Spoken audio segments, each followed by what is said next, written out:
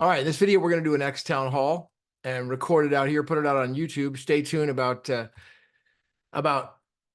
sticking to the vision about getting Bitcoin out there as cash, using it for small casual everyday payments, and how it's not just some sort of a ledger. It's actually the future of everything. Everything on the internet, everything that we end up using, and exploring these concepts and this vision, and sticking to it through persistence. All right, so, and excuse the little glare coming in right now, but it's a beautiful day out here. Wednesday, it's the 19th of June, 2024.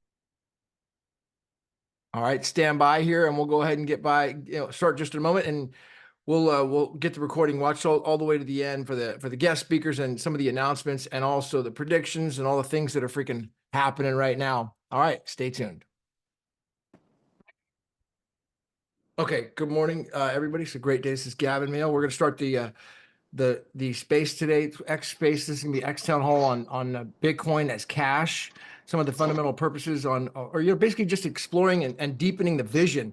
You're just going and helping people, helping myself and anyone else, reminding of the vision and where we're going with this. Because sometimes we get so caught up in our daily lives that we forget where we're actually going, where we are and where we're going.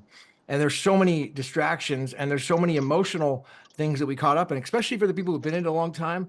I'm hopefully coming at this from more of a fresher view, not as a no coiner, but I haven't really been, in the space like a lot of people who are here, actively in for years. And so I'm coming at it for hopefully a little fresher perspective, where some people who may have been tired, I'm going to give them a second win and really come through this and give a different perspective on the vision of where we're going. Because I think that, like we've learned from people in the past, that Bitcoin really is the future of everything.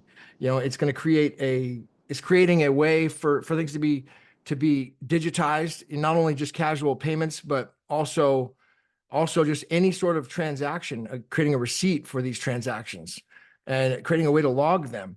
And we just had this hack of 600 million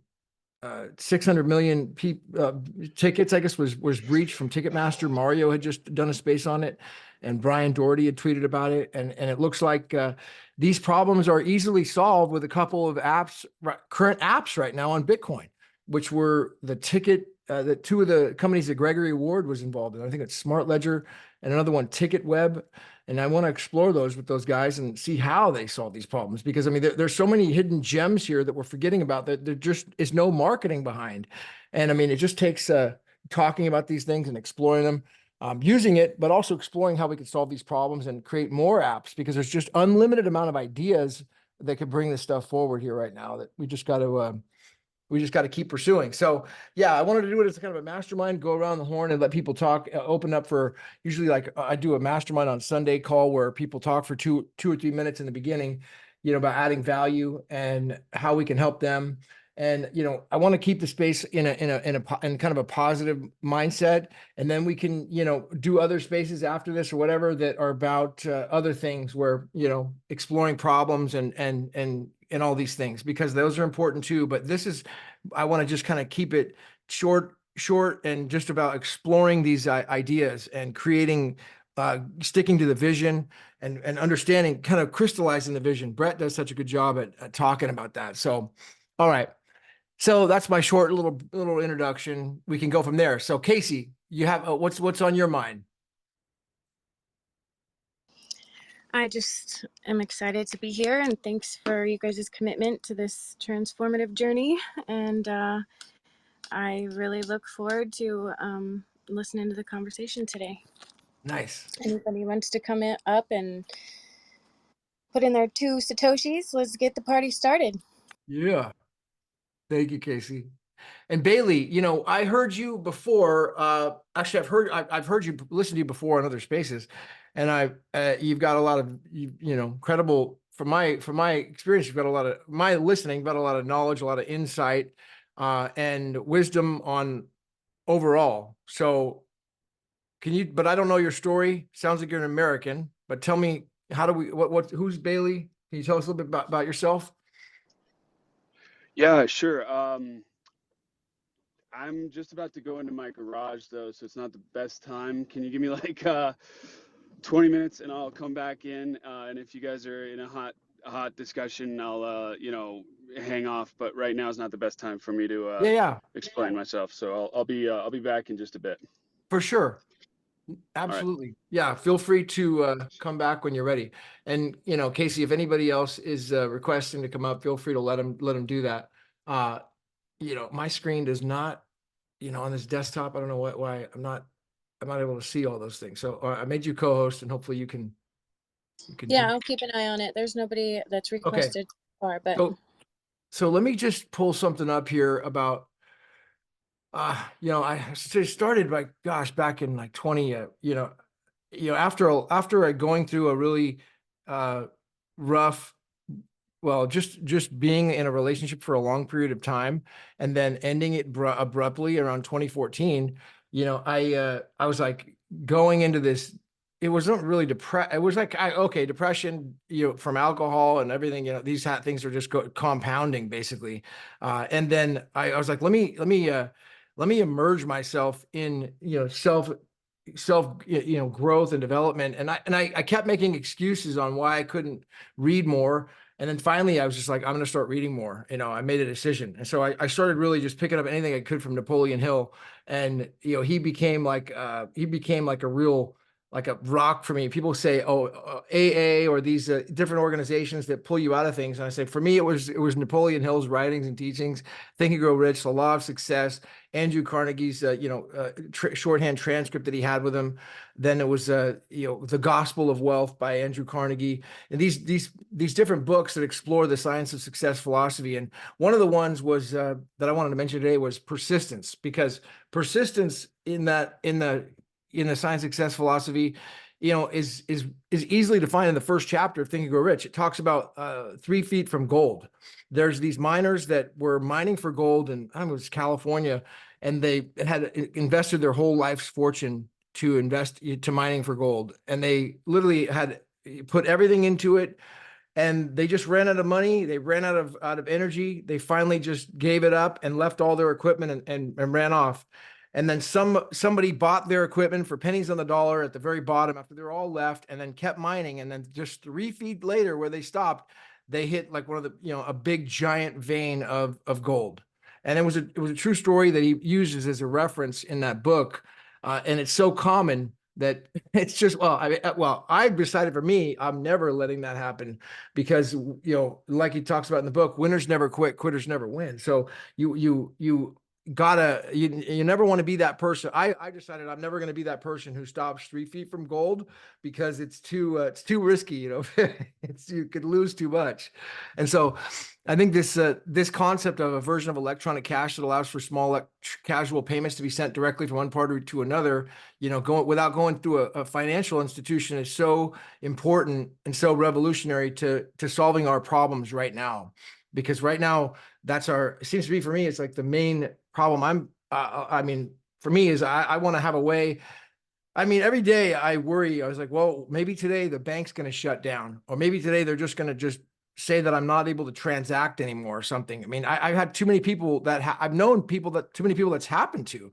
Maybe it was just a lawsuit, for example. I got sued on a judgment, and they did a writ on my bank account and attached it, or let's say the IRS, this happened. And these things happen, and we don't have any control sometimes of stopping it. And so, by having a way to transact through small casual payments with each other, it gives us a way out. And I do believe that Bitcoin is the future of everything, and some of the things that we've learned in the past, and how it's not just money, but it's creating like a smart currency, way to have digital receipt for everything that we buy, and the foundation of like the secure internet with the IPv6 and the end-to-end communications and secure firewalls and mobile domains, and stopping corporate fraud and hacks like they had just recently with this Ticketmaster. That seems to be like a really a mainstream event that is going on with Ticketmaster. And the other one is that I'm exploring here recently is Archaics. For people who don't know about Archaics is the one that he created he basically just documented history. So it's not a conspiracy. All he's done is he's documented history over the last 58 centuries. And it's all through written events. And that history is through published books and authors. And then he's connected all those through a book called the Chronicron, which is like 500 pages. And then a lot of other published books that he's written. But that, the connection with Bitcoin is well, his historical events and that he's documented over the last 58 centuries, it's created a pattern, and it appears that that pattern is what they, the powers that be don't want us to know about. And that's why we are on all these different calendars. One calendar is Gregorian, the other one's another way. And we're really not sure why the dates don't quite seem to line up with history sometimes. And so, but he's documented all this. And so one of the things I've started to challenge is to connect with him, because more and more people I'm finding are already familiar with his research. And so I'm not alone. And I thought when I first found it, I was like, this is super fringe. This is super weird. I don't want to talk about it. But now I'm like, more and more people in this community are open or hearing or know about archaics. And so that's one connection that I want to keep exploring and bring Jason Bashir's on at some point. So, yeah. So, I mean, Casey, you heard about him before. I mean, you're the one that we were kind of brainstorming about this before, what are your...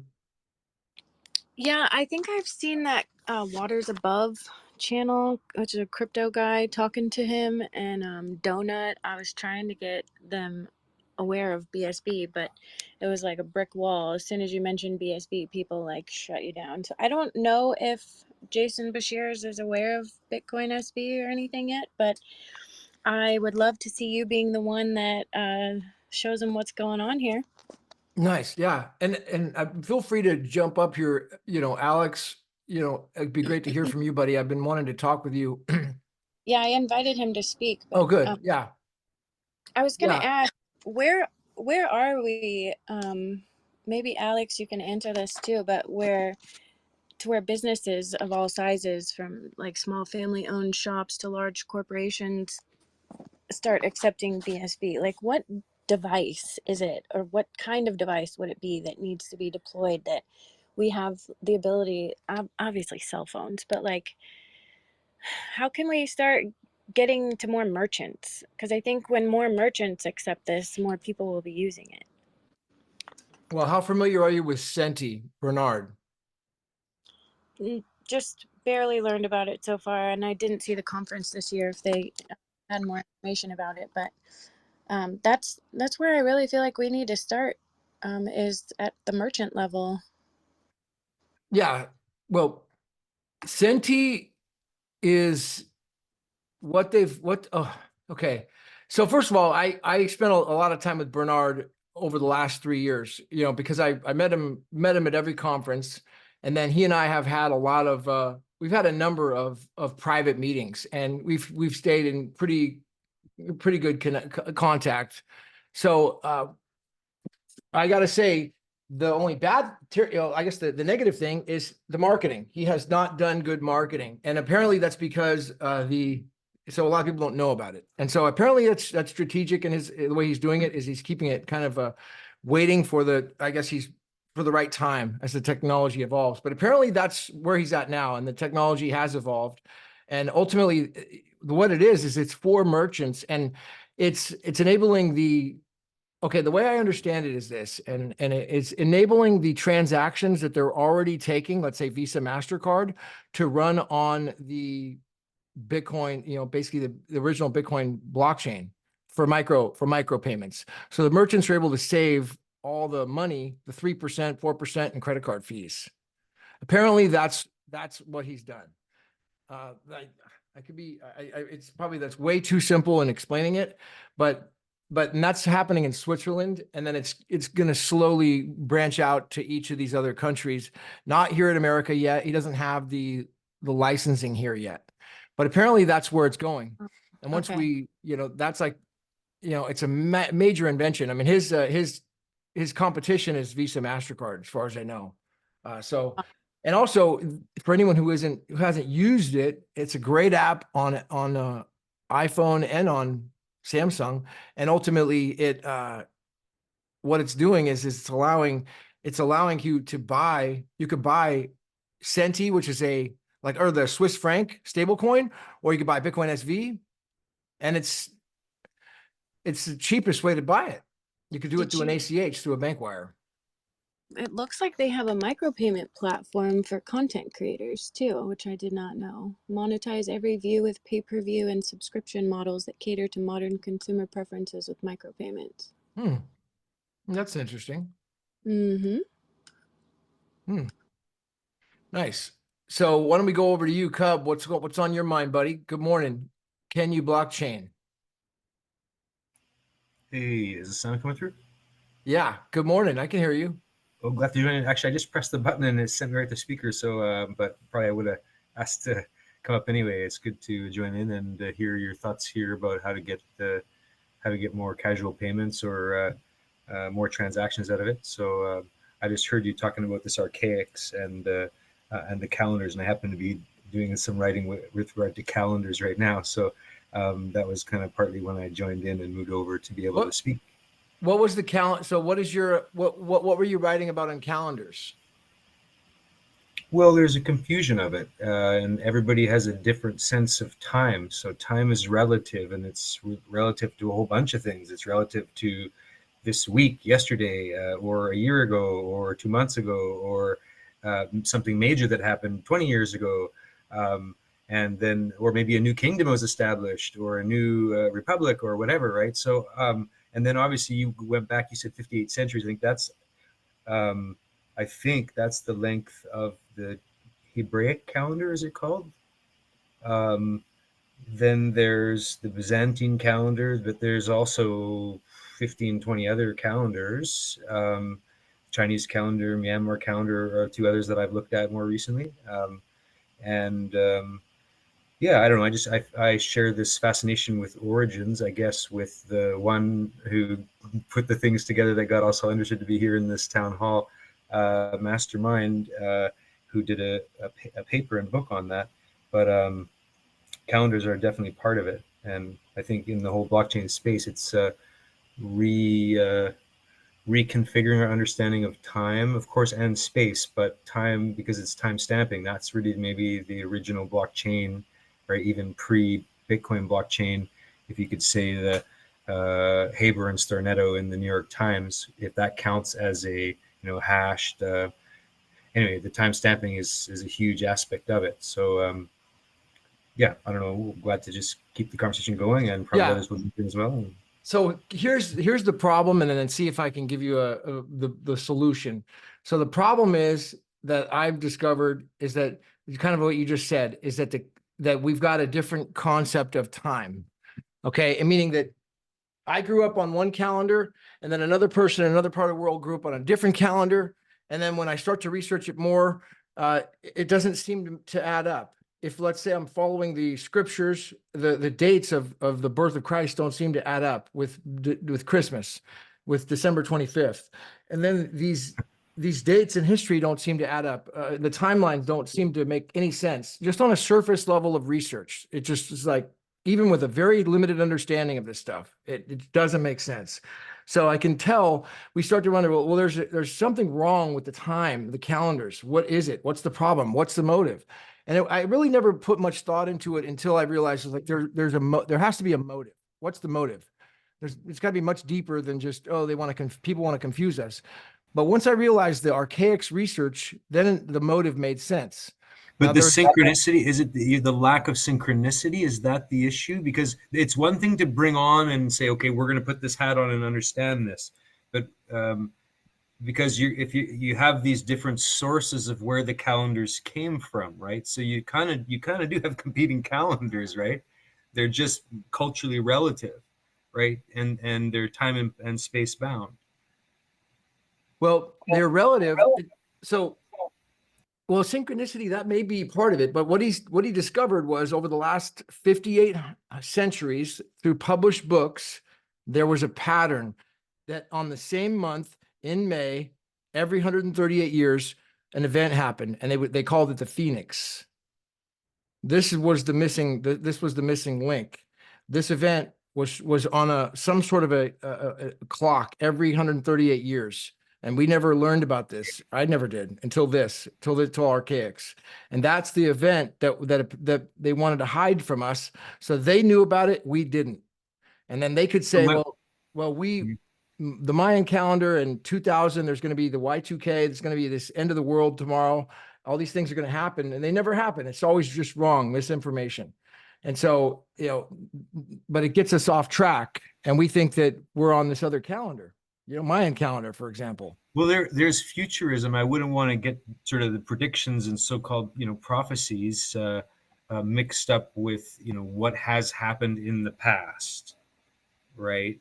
So, like, back in the day, Celestine prophecy was a big one that came up. Then there's this theory of attraction. I forget, there was the broader, what was the name of that, the gift or something?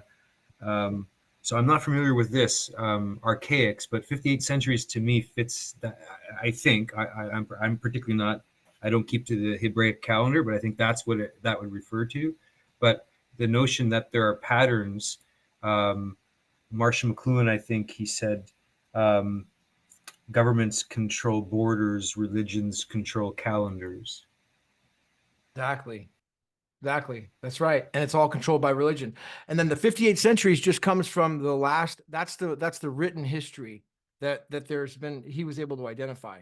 Anything before that, there just wasn't there's no published books that he could verify events through. And so it's just a document of history. Exactly. It's a prehistory into history. And that's where it's very speculative science, so to speak. Paleo anything, right? And what we're doing is we're doing paleo economics to connect with today and the digitalization, which is enabling these casual payments, right? Yep. And that's the whole value out of the blockchain. And what this is because, say, someone like Archaics, he's always complaining that, well, they're going to shut him down and this information that he's done could be destroyed. He's sending it out in hard little USB drives to people. And people, so we know our history. So we have a documented timeline of our own history. So we keep track. Oh, wow, there's this event that happens every 138 years, 1902, 2040. We got to know these things. So we, at least we're informed and we can decide what we want to do about them. And so by having everything be able to log on this ledger, this truth ledger, through casual payments, through transactions, through a infinite, infinite, I was corrected. I don't know if it was you, Cub, but somebody corrected me. It's not infinite. That's incorrect. It's just a truth ledger, because infinite is not a correct description of the calculation, and there's no number infinite. But yeah, everything is logged on the blockchain, every single transaction. And by doing that, mass transaction ledger system. Yeah. By doing that, it won't go away. I mean, I think the question that someone like he would have will say, well, what happens if the internet went down? What would happen? Do you know? Well, there's other questions too, I think, that come in there, like GDPR. Like, let's say you come in and you go, hey, look, I was participating on that site and I just don't want my presence to be there anymore. I know it's on the blockchain. I know I signed up for it, but I just, it's bad for my family. It's bad for whatever. I don't want it there. And GDPR protects my right to forget, right to erase, I guess, is sort of how they call it. It's always an issue, so it kind of has to be spelled out in the rules. Is that sort of how this comes in, or what? I'm not sure. What? I don't understand. What's your comment or question? Well, we're leaving a trace. We're leaving a digital trace wherever we go, right? And we're choosing. We're using preferences to say yes, I'll press. Yes, no, I won't. And yes, I'll do a transaction. No, I won't. It'll be a micro, meso, or macro transaction, right? So we're moving the economy into the digital for those things that can be digital, right? Right. Okay, so yeah, I forget exactly my second path on that, but that's the bridge then to the realization of it, right? They need to be able to have that mechanism. Well, the key, the solution is that everything is logged.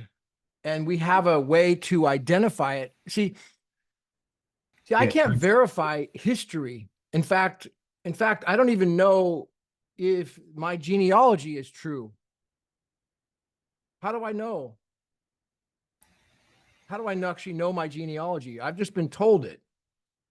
I believe it, but I mean, how do we verify these things? We can verify them all through this truth ledger, this blockchain.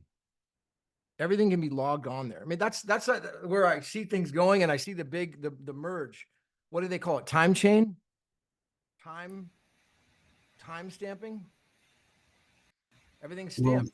There's a new app that's coming out. It's going to be freaking huge. And I don't know if I'm allowed to talk about it or who's doing it, but you know, it's ultimately it's going to be where people are anybody can upload their songs and their videos or their works of art or their books, and it will be able to give them a way to keep it secure so it's never censored.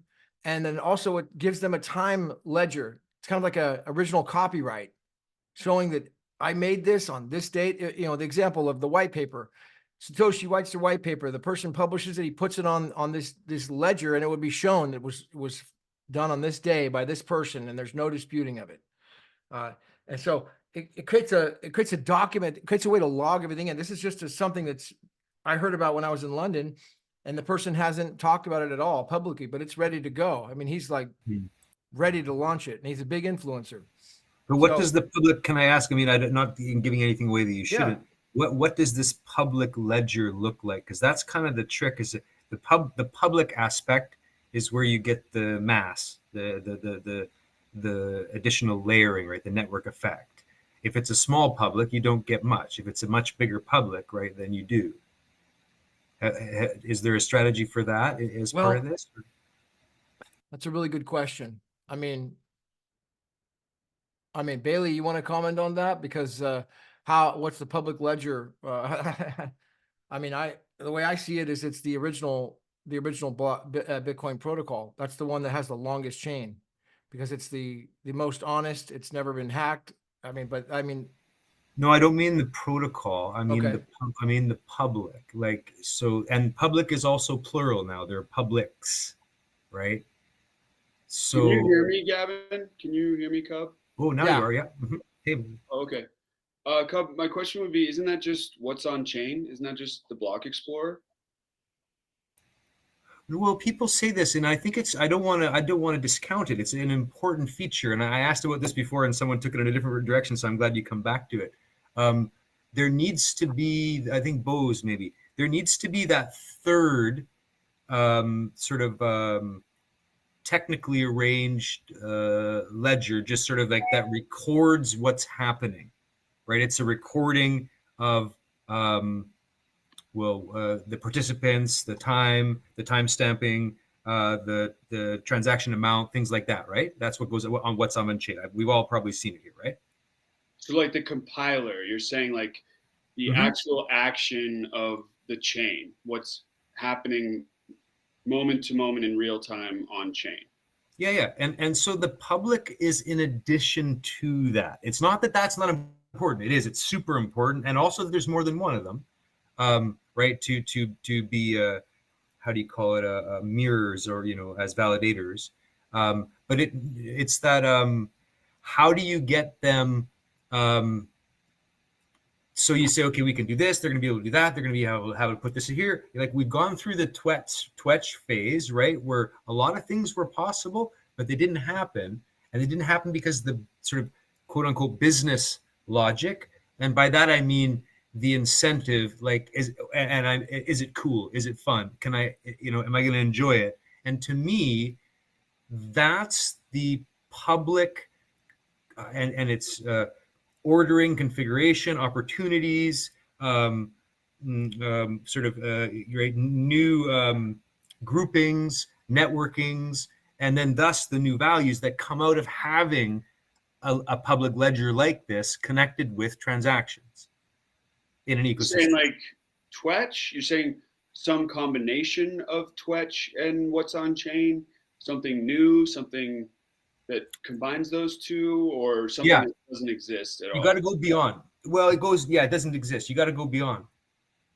So what would that, like, what's the key feature for you for that product?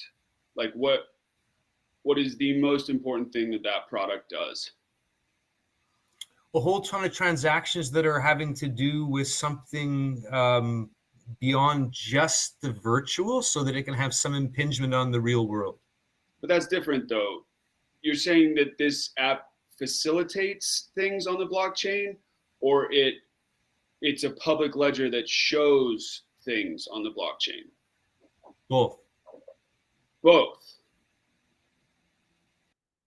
Yeah, that's what the facilitate. That's what I mean. The publics is where people need to be thinking. Something. Wouldn't you say then that something that facilitates something on the blockchain isn't really a public feature of the public chain? Like the public side of the chain, to me, doesn't have an incentive. It's just showing what's happening. Well, that's where I think there's some space to cover in there, because I see that public as dynamic, and as my background is in sociology, I'm very much looking always at what's the society doing, how's it changing, and you mentioned Kraywitz once that you don't agree with some of his sociological analysis of Bitcoin. What specifically do you object to in Kraywitz analysis? Sorry, I just. We're gonna have Kraywitz on July 3rd, by the way, two weeks from now. Okay. So continue. That's the Emperor of Bitcoin. Right. Well, yeah, we've had a couple little skirmishes, I would say. I fundamentally disagree with him using, in short, a biologically reductionist view of human agency. And human agency is at the heart of the transactions, and everybody's looking for massive transactions. It's just people try and it doesn't work. Or it tries and it works. It works to a certain amount, but it doesn't get the huge ripple effect. I don't mean the ripple token, that, the same dynamic, right? It gets a bigger and bigger ripple that those who are seeking the network effect are wanting, right? Like, and I can bring him up because it's not being recorded, and he's great that he took the effort, and it's courageous. Alex with Dark to Light, he admitted sort of, we haven't got the traction we'd hoped to get. However, there's a number of others as well that I've spoken with, CEOs that have built it. It's ready, it's there, technology works, it looks good, go under the hood, everything's fine, but haven't reached a critical mass yet. So they're just, it's frozen, it's waiting. We just saw Twitch shut down. So, I mean, Bailey, in short, I'm just conditioned to it. I'm trained to it. I can't stop myself from doing it. So forgive me if it doesn't sound a bit, coming from a different angle or inverted to the way some people are looking at it. I'm always seeing how the community can get to that network effect because they have mass participation. And then for us, it was partnering and working with people in Africa because it has a different onboarding process and goal, and let's say ease, I would say, compared to here in Canada, at least from my experience. So you said that you object to the biological reductionism. Is that so? Yeah. I have dabbled in sociology myself, and I find Kraywitz's or Daniel's analysis of Bitcoin as a contributor or something to experiment with Dunbar's number. Are you familiar with Dunbar's number, Cub? Yeah. Okay, so I find Dunbar's number to be super compelling. I think that is a very repeatable. I encountered Dunbar's number in Malcolm Gladwell's book, and I was like, yes, that makes a ton of sense. Yeah. Hold on, Bailey. Before you go there, can you just give me, not your background, can you just tell us who you are? Give us a background in your story, because I don't know anything about Dunbar, but I want to know who you are, where you come from. Why is that important? Sorry, but I don't want to be a prick. Nothing I'm concerned about Bitcoin. That's really all and I'm not a criminal, but I mean, I went to college in America. I live in Colorado. I'm, pretty waspy. I'm a pretty blue-blooded American. My forebears go a long time back in this country, so I'm pretty white. I don't know. I would say I'm what's motivating you right now? Fear. It's Fear. always what motivates me. And what are you afraid of? Collapse. Systemic collapse? Yes. What signs and seems like there's a reason that you think there's going to be a collapse. What is there? Well, this kind of goes back to Dunbar's number. And my feeling is that we no longer have any systems of trust that function in the world. And trust is sort of, I think, fundamental to Dunbar's number. Trust is like a very human concept. There's nothing in nature that trusts. No animal, exhibits trust. Humans have that capacity, and we have developed systems to govern trust that have kind of got us through the years. First it was, you might say, like the family. You trust members of your family, and then you kind of trust members of your clan, and that becomes members of the same race or an ethnicity. And then you develop religion to sort of have a bigger umbrella. And then you develop politics to have an even bigger umbrella. And then you develop money to have the biggest umbrella. But you see like jiggering of those systems throughout the years, so that, when the American founding happened, they say we have to separate church and state because religion is no longer working to keep us from killing each other. And the final frontier, in my opinion, is separating money from the state, which you're all familiar with. That's what Satoshi promised, and that's like what we're here for. And I think a lot of people have sort of mentioned that we are like going through a difficult birthing process right now of like a new world where, we're not tribes anymore. We're not ethnicities, but if we don't have some way to trust each other, and that's, to me, that's what money is. It's a way of establishing sincerity between two parties. Like, I want this job done. You can do this job. How much do I pay you for this job? Contract, and if money doesn't work anymore, which I would argue that like the political system is really messing with the monetary. I mean, I think that's obvious. I don't think that's like a stretch. Money used to be, or it has always been, a very peer-to-peer system. But when you have the political parties funding their pet projects, when you have like the political parties directing money to their own partisan preferences, especially when that is at the expense of their like political rivals, that is what creates inflammation. That's what breaks down trust. And I think, right now we do not have a system of law in the United States. I think we have a de facto system of law, or you might want to say a de jure system of law, but not a de facto system of law. Like when you have one political party admit 20 million new people to the country without the permission of those who are already here, like you can have a whole debate about the dignity of immigrants and asylum seekers and whether they deserve that. That is a separate debate. What I see is that the party that's currently in power, basically to spite the other party, the party of Trump, who said, let's build a wall, let's get this thing under control. They said, we're going to go to the other end of the spectrum, and we're going to let in as many people as we can. And there's going to be no system of vetting them. We're not even going to make sure they have a COVID vaccine. Like, if you come in through the southern border, you are a preferred person in the eyes of the government. And like, not only does that inflame the other half of the country, but it completely breaks the system. I mean, the United States political system does not have credibility anymore.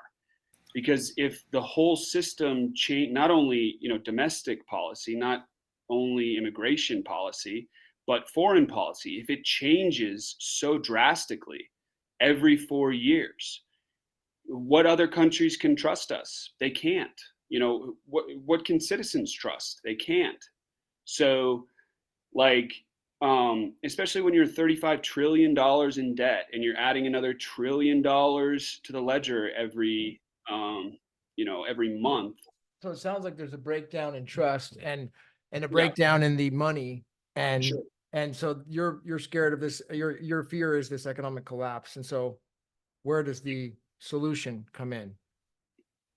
I don't know that there is one, but you guys can take it away. Let's see. Cub, you got your hand up. Go ahead, buddy. Go. Oh, does it? Yeah. Okay.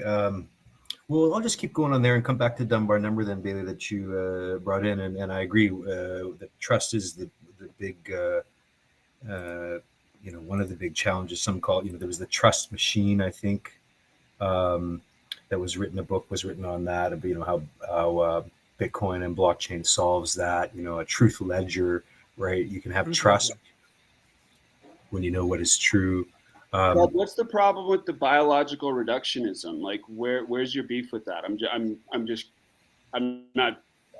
I can connect it right there. Yeah. So it then for the trust is then the issue of the tribe. So Robin Dunbar is an anthropologist in the UK. I forget where he's at, London School of Economics maybe, but it was studies of sort of the amount of people you're able to know and to keep track of.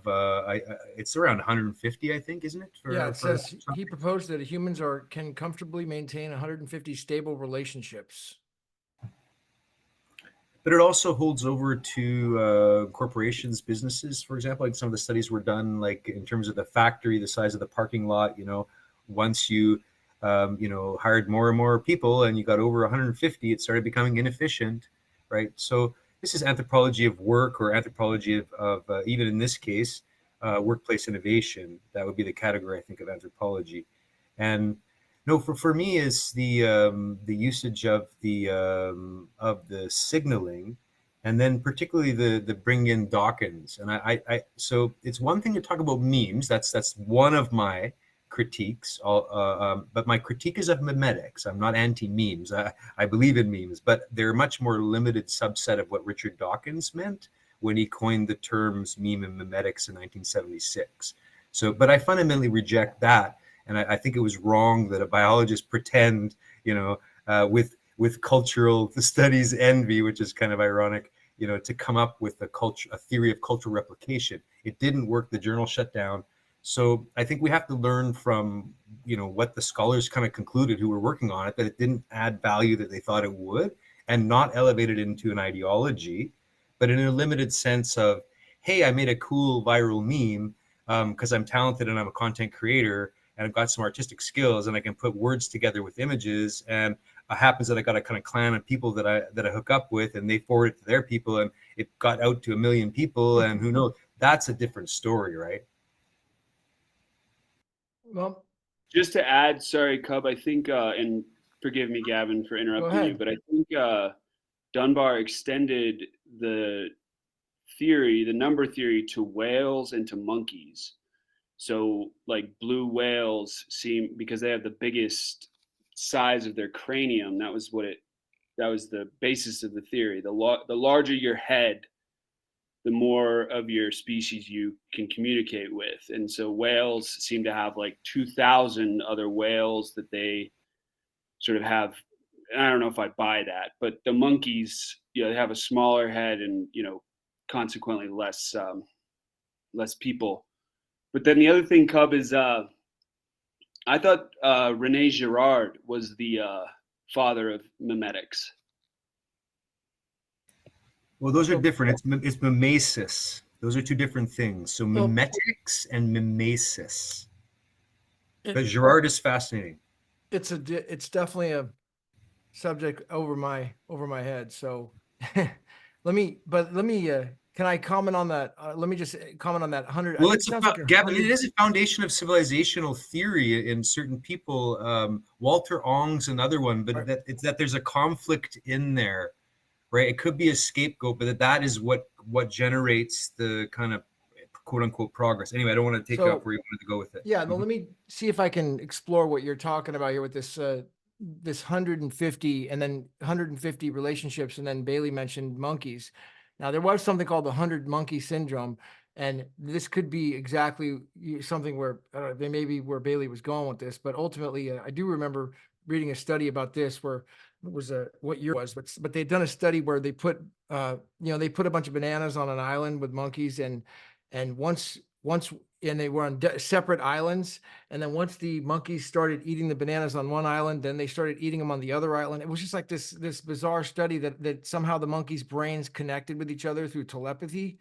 And then once enough of them reached it, then even off on other places, they began to know that this was food, even though had never eaten it before. So, I think that's like where we're going. That may be exactly where we're going here. I mean, that's kind of the vision that I'm seeing. What motivates me is that the vision where we're going with this is like, once enough people realize that we have a solution here to this problem of, like Bailey was talking about, this problem with money, problem with the special interest groups funding these political campaigns and having no accountability in our government. Once enough people realize this, it's going to go into this. All the no coiners will then start to, I mean, that's the goal, is that we start to wake up. And, I think that we have the solution here. I really do. That this is the solution. It's this truth ledger. How do we get the knowledge of Bitcoin and SV into the morphogenic field of humanity? That's what you're saying. Yeah. It's not just telepathy. There's actually a morphogenetic field. It's fascinating to study, but Well, yeah. feel free to go, to explore that. You sent me a couple messages about that. Was that the prayer that you were talking about? No, that was just employing the art of visualization and marrying emotion to it and putting that into like a guided thing that we could follow along as we do these masterminds and kind of set the tone for the vibe and the vision. But yeah, we'll talk about that for another day. Well, we could talk about it. Yeah, I mean, we can talk about it another day, but I think it's important. One of the, I want to learn more about it, about setting the tone. I really want to learn more about it. I'd like to do it now. But one of the ways was the thing that we talked about last time. Was that Hopa something, the Hawaiian? It's Ho'oponopono. Ho'oponopono. Actually, Dr. Hugh Lin, he was a Hawaiian kahuna that went into a mental asylum, and instead of actually like sitting down with each one of the people that were in there, he just looked at their file and he started asking the question as he read through each person's file, what is going on within me that this person is showing this to me as a mirror? And he would start asking the divine that question, and the thoughts and feelings and emotions that would come up, instead of holding on to them and trying to figure it out, he would just start clearing it by chanting the Ho'oponopono prayer. It translates to, I love you, I'm sorry, please forgive me, and thank you. And literally, you can look this up, like the whole mental asylum had a whole bunch of spontaneous healings, and a lot of those people were healed.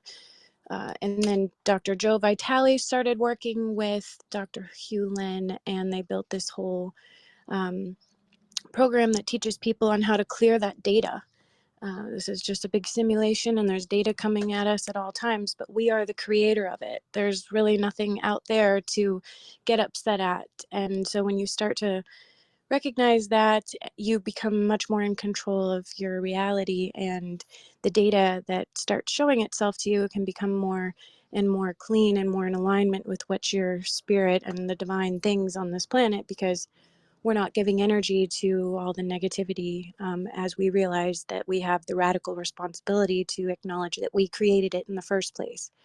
So I feel like that was a really strong vibe to bring into this collective conversation as Bitcoin entrepreneurs and developers all start working together, we're going to clash. We're going to have these personality, issues. But at the end of the day, it's at some point got to get just squashed, put to the side, cleared, and we move on and keep going and like acknowledge the universal forces that we can employ to get through this and actually create some change. I mean, the people that are pulling all the strings on this planet absolutely use this etheric and occult and all this hidden information against us, and we're not aware of it, so we're not winning, and they're completely taking over the planet right now. So at some point we're going to have to play with these tools that we have. These are keys to the universe, and this is what they've been hiding from us, so we can't use them and collectively acknowledge our power and affect these magnetic fields of the earth by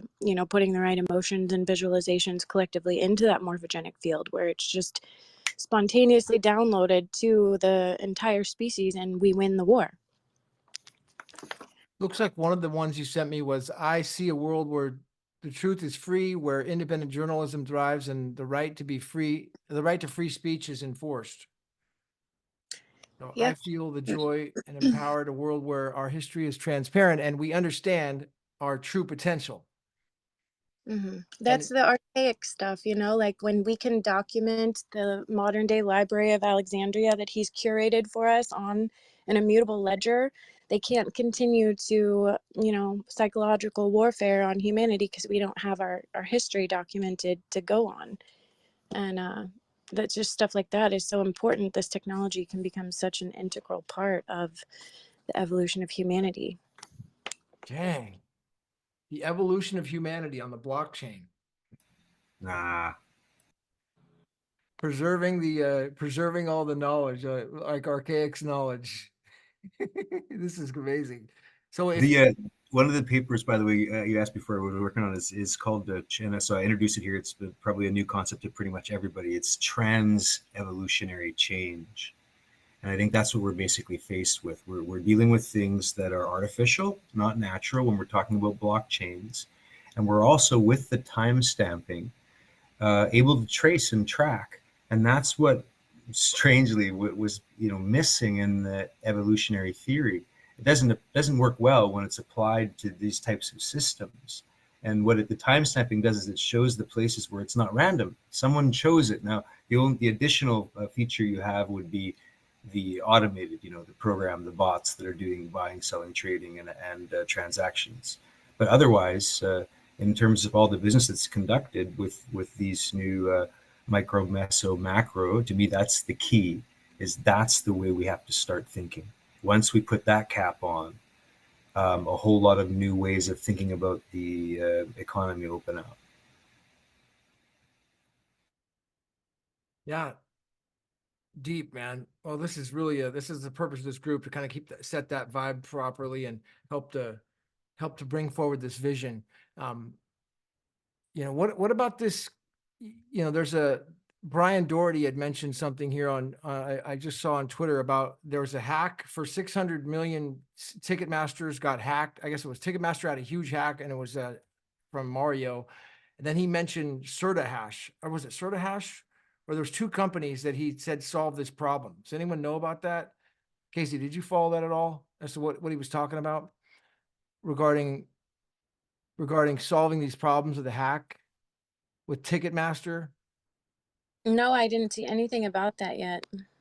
But I did invite Alex.Sats up to talk about the South Florida Citadel and give us an update on how things are going down there with creating community. But What is going on in the South Florida Citadel, Alex?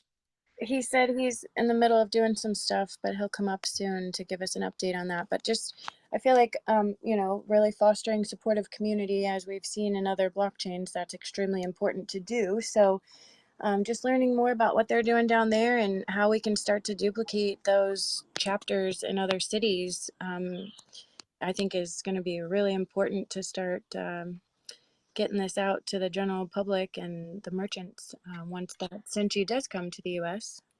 Hooligan could probably tell you that, or at Yeah. least fill in until Alex gets there. Hooligan. I just invited you to speak, and One Love and Ramji. I see so many names. I know if any of you want to come up, feel free. Yeah. I was going to share the positivity, if I may, and Gavin, from Go your, I think ahead, your Cub, last please. two ago, the one that you invited in as a speaker there that was based in Alberta here up in Canada as well. Oh, you mean on BBB. Friday? Yeah.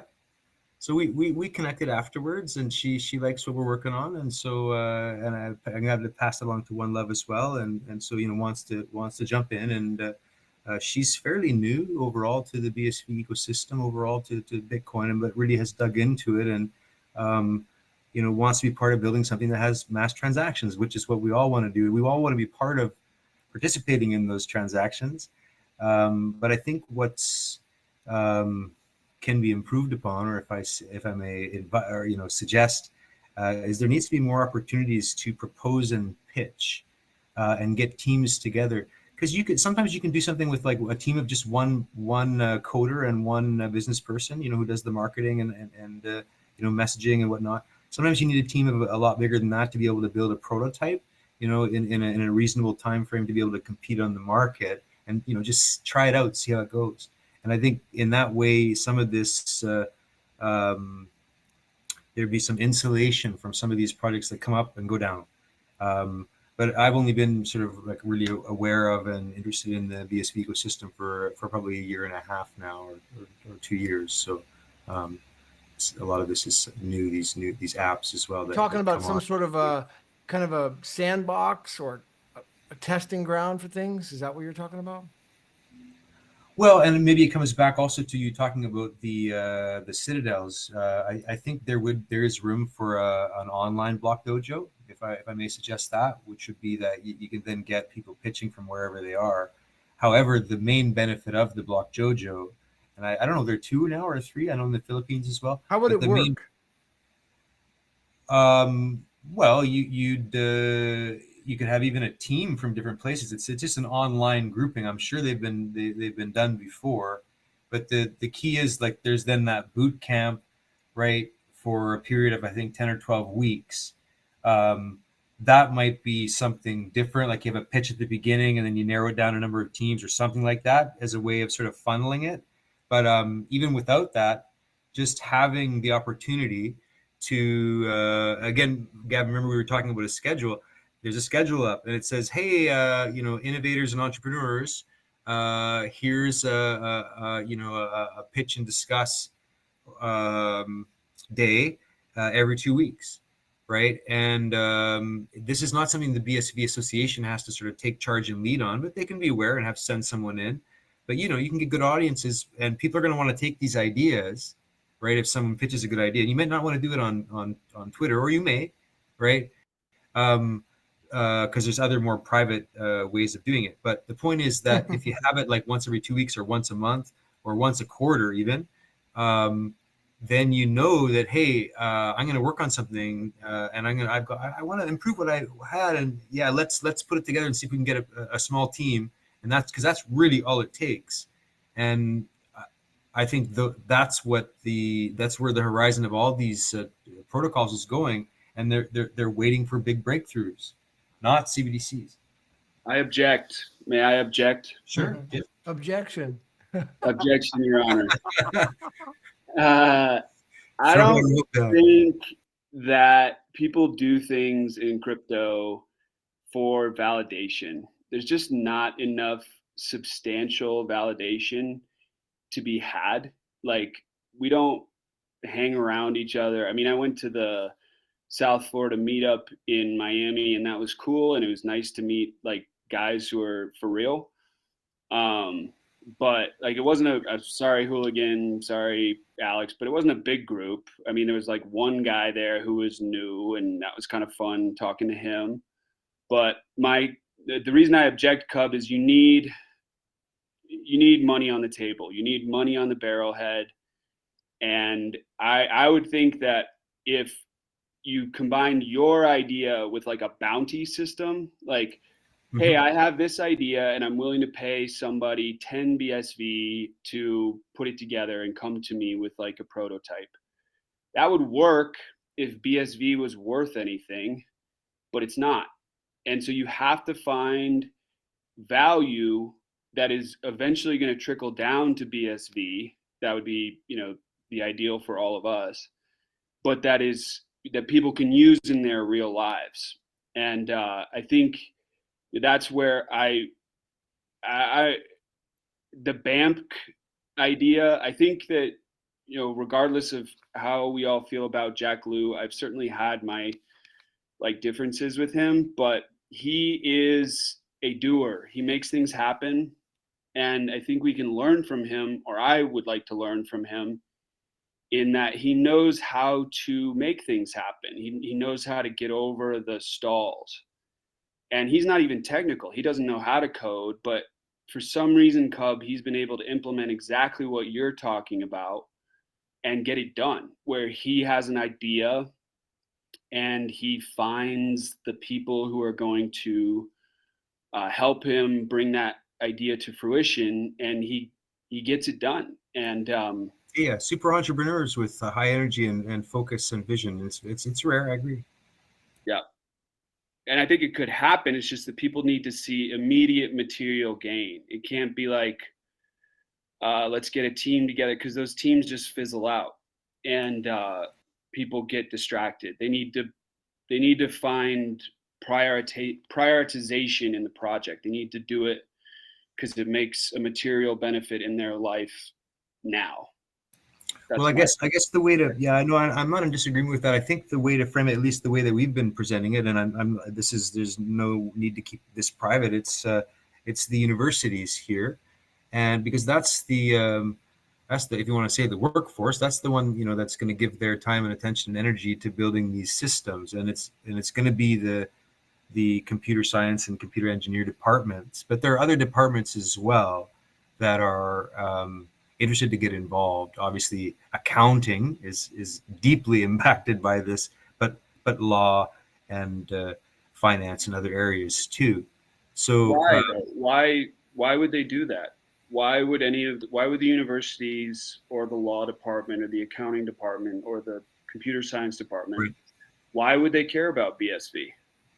It isn't a caring about BSV. It's caring about the so-called quote unquote 40 million jobs in the blockchain technology space. So at the beginning, they're not concerned with that. Now, at some point, the university has to confront the protocols, but that's on their time. That's on their time. And they're going to come to you with that. And you're going to say, hey, well, look, our blockchain offering is for education that helps your students get jobs. No universities against that, none of them. And they all want it for free, and they don't want to pay anything for it. So you got to come in heavy with what you're offering, right? Yeah, I don't think that's ever going to happen. I just don't. I think these systems as they exist are never going to about face. They're never going to turn around and say, let's look for a crypto that, replaces our system of law, our system of accounting. Universities are going to funnel these kids into existing accounting jobs, and unless there's my hope, the only way I think BSV gets adopted at this point, just given what's happened with Craig and all the other crypto space, is I think that there has to be a reckoning. There has to be a significant moment where people take their eyes off of whatever it is that they were hoping for, that the world was going to provide them, and they look at something new because they have to, because they are so afraid of the status quo and where the status quo is leading them, that they take a new tack. Yeah. What is your theory, Bailey, that you were exploring yesterday, about you were saying that what Jack was doing was somehow, on the BTC blockchain was somehow much bigger than just the service of that bank project. You were trying to explore something, but I think on one of the spaces yesterday, but you got cut off. What was your theory on that? Well, thank you. I want to make sure that everybody knows this is just a theory and it could be completely wrong. It's probably wrong, but the way I see it, Jack Lew is establishing a stable meme coin that operates across chains.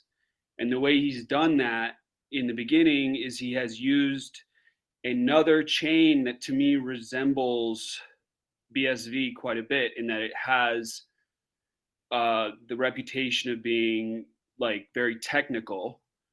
And he's using, it's called Athena, it's on Ethereum, and he's using Athena to establish the algorithmic, or I don't even know if that's the right word for it, but it's the stability of the BAMP token. And the way he's doing that is essentially the Athena chain is doing this for him, but it's putting a lot of long positions and a lot of short positions on BTC. And that way, no matter where BTC goes, the value of the stable coin stays consistent. But the way that I see maybe him moving in the BSV direction in the future is that he essentially replaces this Athena blockchain, which kind of has its own like potential hangups. It's on Ethereum, which Ethereum is proof of stake, not proof of work. Ethereum has gas fees. You know, it's kind of a super complicated chain. Yeah, what's going on here? But if he, you know, he used Athena in the documents on his website or on BAMP's website. Athena is only to be used according to the documents for the quote unquote bootstrap phase. And so once this BAMP token is up and running and has, you know, whatever he sees as like sufficient support, he may branch out. I don't see what's preventing him from branching out to other chains, basically establishing pegs or establishing like sources of stability for this stable token on other chains, which, you know, as long as BSV is still the most powerful unspent transaction output proof of work chain, as long as that remains true, I don't see why he wouldn't use it. It sounds like there would be a possible simple, connection there, I guess technologically or in the background that wouldn't, I don't know, is that possible? Or it could be somehow the transaction fees could be running on this is something that I really want to explore. Maybe I want to ask the question of like, can it be done on the BSV blockchain for fractions of a cent, but still have the liquidity of BTC?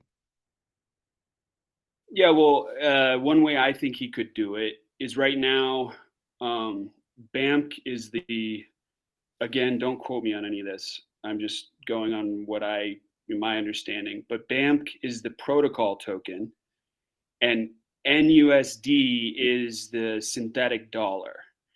And so the way that you mint, or the way that people mint NUSD at this moment, is that they buy the Athena token, which is USDE, and then I think it's in increments of $10,000, which is prohibitively expensive for most people.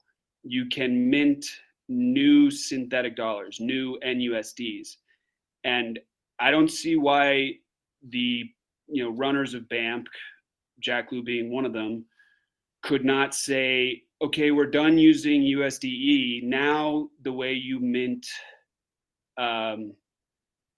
NUSD is by minting it with BSV, like BSV tokens. He could probably do both. And that's one of the things that's so cool about watching this, is that he's operating in new land. All the economic theories, you can toss them out the window. Like it's a true play. It's because of the liquidity, basically, right? Because it's one of the biggest liquid markets in the world, on-chain BTC. Exactly. Yeah. That's kind of, that's the big nuance that why it's worth looking at, because like that is such a freaking crazy liquidity, like liquidity, it's what, $1 trillion? Yeah, absolutely. I see mean, this Emilio guy. I don't know Yeah, if you want. Emilio, I don't know if my What's screen up, must be fellas? frozen, but if you're able to, I added you as a speaker, Emilio. What's If up, you, everyone? oh, What's there up? you are. Yeah. Yeah, greetings, everyone, man. Greetings. Good to be here. Yeah, good to be here with everybody, listening to everybody's point of view. It's always good to stay open-minded and everything, right?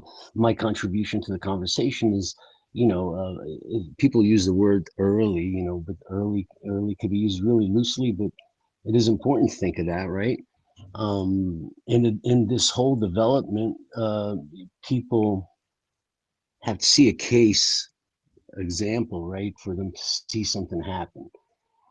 I think all the chains are broken. BSV, I think, is the only Bitcoin. BSV is the only chains that are not.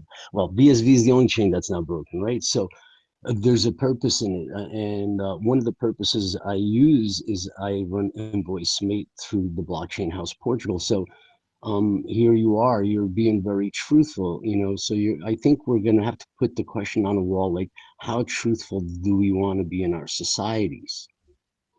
So I think that's probably the biggest impedance, is the amount of truth that people want to share, And but that's through transparency Yeah. through the blockchain, Emilio, or how do correct. you Yeah, define truth sharing? well, truth is, if I'm running my project on this invoice, you're seeing my electric bills, your gas bills, your water bills, what the house is spending for it to be able to maintain, and then you have like the first person or the first group moving in for a year, where it's declared to the Portuguese government. The Portuguese government is aware that I'm receiving a certain amount of money, so that also would go into invoice made as income for the house for the year. So now you have for example, somebody could say, "Hey, man, let's go see how much blockchain house Portugal is making, or what kind of money is going through it, or what kind of value, what kind of asset value." And you could have value coming through a candy bar, a T-shirt, a stay at the house, or a lesson on BSV, how you could implement BSV in your business. Um, we Another thing to add to this whole conversation is really, like, and I've been talking to people about this lately, is like the lack of developers that we have available to us, right? So here I am trying to do something, but how easy is it for me to go find a developer to work with me? How easy is it for me to find one in Portugal to work with? Even though we have BSV Portugal, I asked, "Who are you?" He goes, "You'll know who I am within time." So, right, so a very common thing also in this BSV market, we're finding people that are very private. I find it very hard to be private in America. It's yeah. I don't want to get lost, because I love indigenous Americans, indigenous Turtle Island people. I love the first peoples of this place. So I have a big place in my heart for what makes America great, right? And that greatness goes into this, how we are, involved in this, and I'm being able to be here with all of you, and I could talk about that, and I could go to another part of my life and talk about that, and see this uniqueness, this unique greatness, right? So greatness is defined in so many ways, but if you allow yourself to find the truth, you'll be able to do things like what BSV allows us to do. Timestamp things where there's people that have a value for something that gets time stamped, and they could get it within 24 hours, right? And that could be a fish. A fish needs to be fresh for you to eat it. If I could time stamp it and get it to you within that 24 hours, you're getting fresh fish from me, semi-fresh. I think I'll end there. Sounds With like a real world assets. real world assets, time stamping solutions. And one of the solutions on the developers there, Emilio, that we're working on here is through the hackathon. I mean, we had done this great hackathon in San Francisco, and it was kind of experimental. It wasn't really, it was just like, let's just try it. And it wasn't, it was just more, a lot of people came together and had fun, and it was It was great. I mean, it could be structured a lot better. It could always be improved, but by doing more things like that and setting another target on that, and all these great developers come together with ideas, and then being in the same room together is so key and so important, dude. And when you're in the room, there's the private side, who are you goes away, and then you could really like go into work projects and build something. So hopefully we can put something on. We are putting something on the calendar 100% with script in the next 6 months for sure. So it's just a matter of putting it all together. It is happening. Gavin, one thing, Yeah. if I may, and I've been part of organizing hackathon. I've been to multiple hackathons, and just as it may help, because the thing is, when you're building a DApp, right? You're building a decentralized application, which is trying to get mass adoption, in short, right? To get mass transactions. There's a lot of people that have their voices in and say, let's build this, let's build that, right? Like anyone that's been to a meetup group or just some kind of public group where people don't know each other, but they're in the blockchain space, they're interested in, hey, you'll get a bunch of different suggestions about what could be a cool business idea, right? But if you've been in this space for a longer period of time and you've heard more of these pitches, you hear a lot of similarities and see a lot of patterns, and you get to see, well, no, that's not going to work, and I know the reasons why, and maybe it'll even take too long to explain it right now. But in short, I think what would help the next hackathon would be to have some kind of brainstorming pitch like they do in Startup Weekend, which is the original of that format, I think, which, you pitch your idea and you try to get people to join your team. In advance, they're saying. That's right. So in other words, some people pitch and it's not a very good idea. And it's like, yeah, point repeated 1,000 times. We've heard it. It's not going to work. But, you pitched and that's fine. It's good. But nobody's going to build that. But let's not waste our time on that, right? The community, join another team that has someone who's pitched an idea that really does have a viable business model and opportunity to showcase and use this technology. Because the issue then, Gavin, would be if I was a judge, right, and I wasn't. I think you were, right? No. Oh, okay.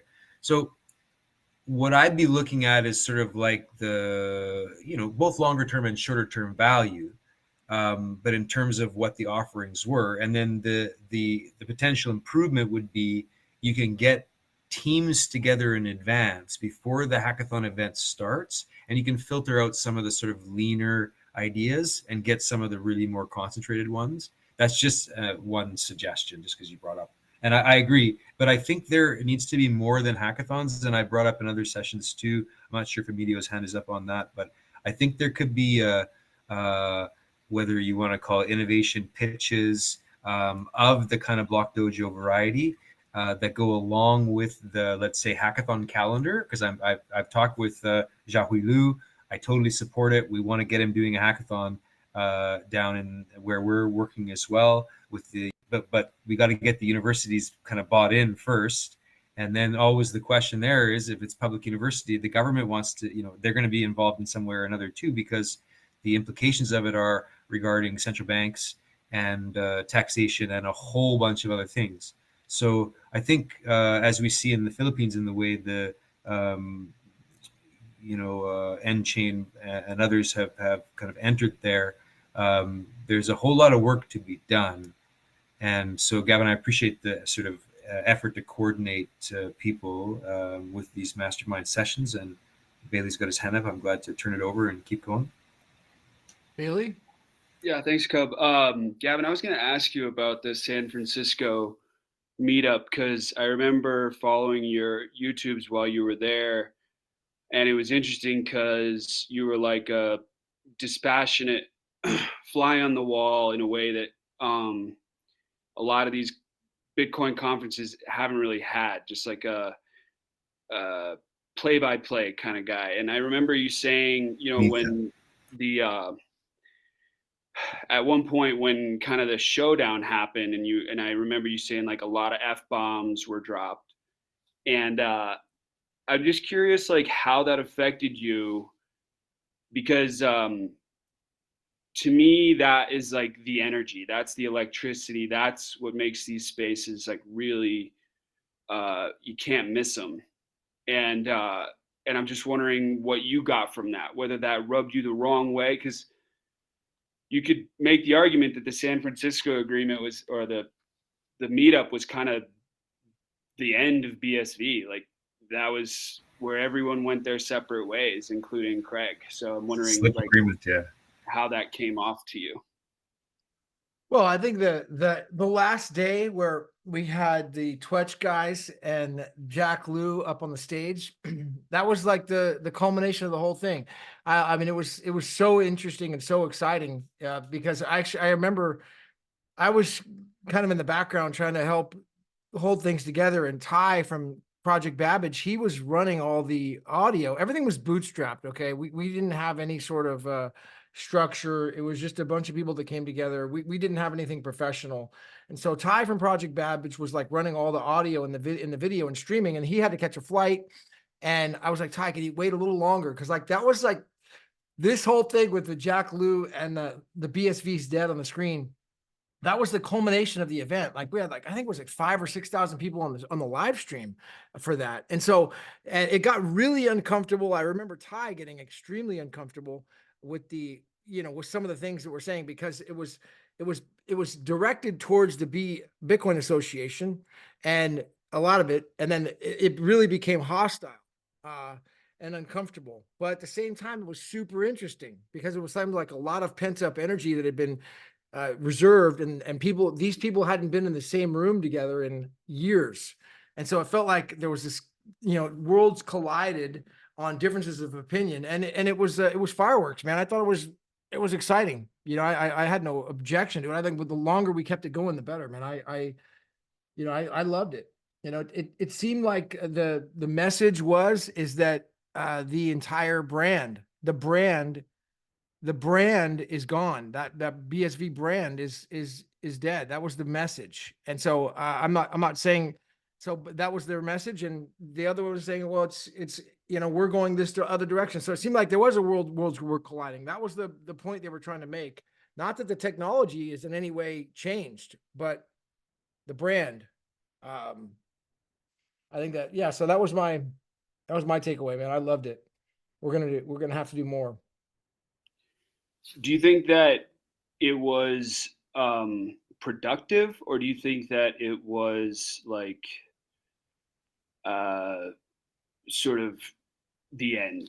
Do you think that anything was produced from that, or do you think that like it was everyone sort of cashing in their chips? Well, what was I don't know about cashing in their chips. I mean, I don't know, that's a good question. I mean, I really don't know about that. I felt like the production, see, I'm coming probably from a little bit of a newer perspective. I don't know all those people for years. I haven't been in the space, as long as a lot of you guys. So, I mean, from my perspective, it was a test ground for a hackathon to kind of run things and to see where things go. There wasn't really any major businesses that were drawn out of it, but it was, the way I see it was a test ground for how we could do it right. And the way I could see we could do it right is by having, money behind the next conference, behind the next hackathon.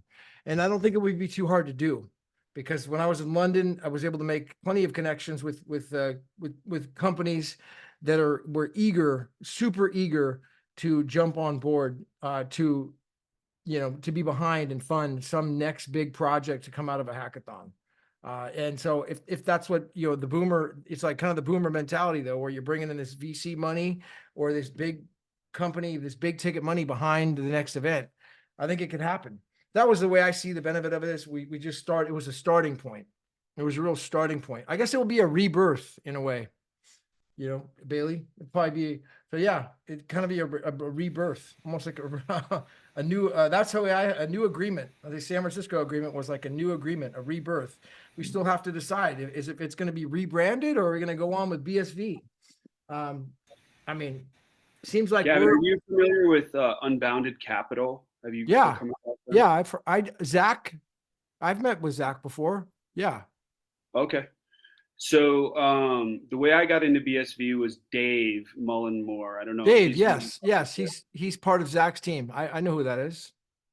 Cool. And so I would just say that, like, my conversations with Dave over the years, Dave went from 100% Craig is Satoshi, this is the most undervalued asset in the world, to like, I don't even think Unbounded Capital's like really pursuing the same thesis that they had anymore.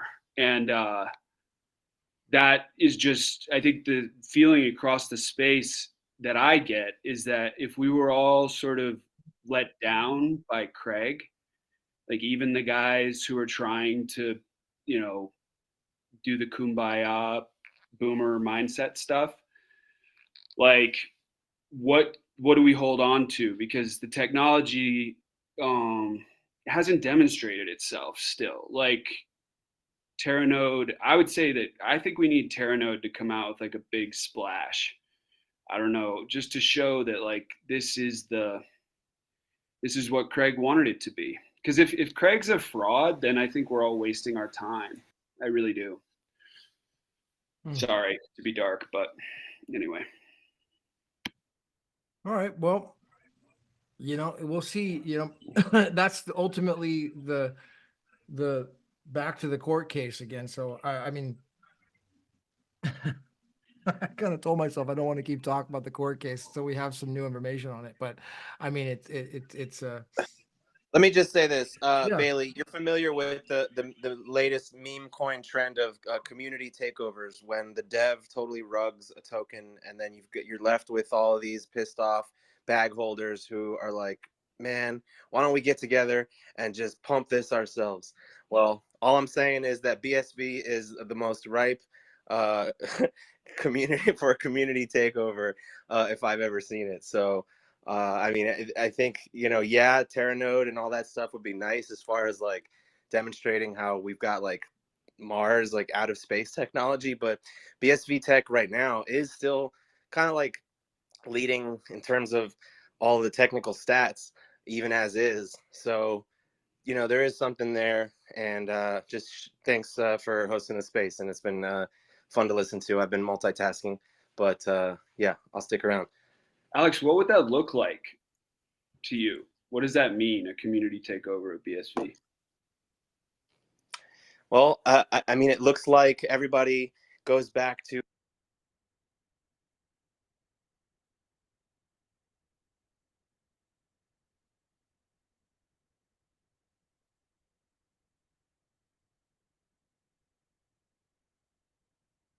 is actually the creator of this whole technology, and everybody rejected him, and blah, blah, blah, the whole Craig Wright thing, right?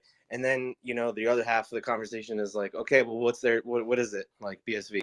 And then like, oh, okay, well, cool, well, we've got these apps, and it's like micropayments and stuff. So we just cut out the first part and focus on the second part. The second part's the more important part anyway. Like, you know what I mean? Like, a lot of people get in the door with the first part because it's very fascinating and it's like a freaking movie, and but like, you know, there are really the people who stuck around just for that first part and never really like got in the trenches and actually played with the apps and made transactions, and like those people are I don't know, like those are the ones who are just gonna just continue to be led astray by whatever the next cult figure, you know, is going to come along and scam them with a better narrative or whatever. And meanwhile, you know, people who are actually fans of technology and really like to think about like new possibilities of ways that, you know, solutions can be provided for problems with businesses and stuff, like then these are the people who are going to try to find like the actual, you know, latest greatest thing because it can do things that other things can't. So I just want to say really quick on that. I mean, I do know of quite a few very high level entrepreneurs and influencers that are very interested in this, that are aware of BSB, but when they tried to use the apps, they just didn't work properly. So they haven't taken any action and haven't ever brought it to their audience. But there's so much more awareness out here than we realize. And people do get really excited about this technology regardless of any knowledge of Craig. So I don't really think there needs to be a rebrand. I just think there needs to be more of a collective effort to get information to the people. Yeah, right on. Well, let's go around the horn, Casey. We got Hooligan is got his hand up. So going over to you, Hooligan. What's up, my man? Good morning. Hey, good morning, good morning. Yeah, I just want to tack on to what Alex said. Like I just think Bitcoin, it gets looked upon two ways. It's either a technology-driven solution or an ideology-driven solution. And I think a lot of people just get hung up on the ideology part, and then they don't really do anything, and it doesn't really drive us forward because we're not building anything when we just have an ideology. It's really what the technology enables. So, like Alex said, dump that first part of the conversation and let's build things. Going back to like hackathons, I mean, hackathons are great and everybody should be doing whatever they can to support the hackathons because like Gavin said, it was bootstrapped. It really took the community coming together, right? And everybody kind of does what they can to pitch in, right? Like I mean, I created winter hoodies, hacker hoodies for Scrypt, right? I even have an item listed in my store, and Scrypt gets royalties off of the shirts that I'm producing, right? Like it's a way for them to just get money, and you get to wear some swag around. Like, I mean, that's what I can do for my angle, right? It's a small thing, but everybody has different sets of abilities that we can all contribute to the ecosystem. And by the way, like I can't do that stuff alone, right? We're trying to do really cool things that engages minds of people that are hackers, and we've done something really cool. It's not just apparel. There's actually an Easter egg hidden within the jacket that we think would inspire people to like look at things differently and realize how can we apply the technology in more ways. And hackathons are great, but I think we need to have constant think tanks, right? Like I created a small group. It's not very active at all, but there's a good bit of ideas posted in there.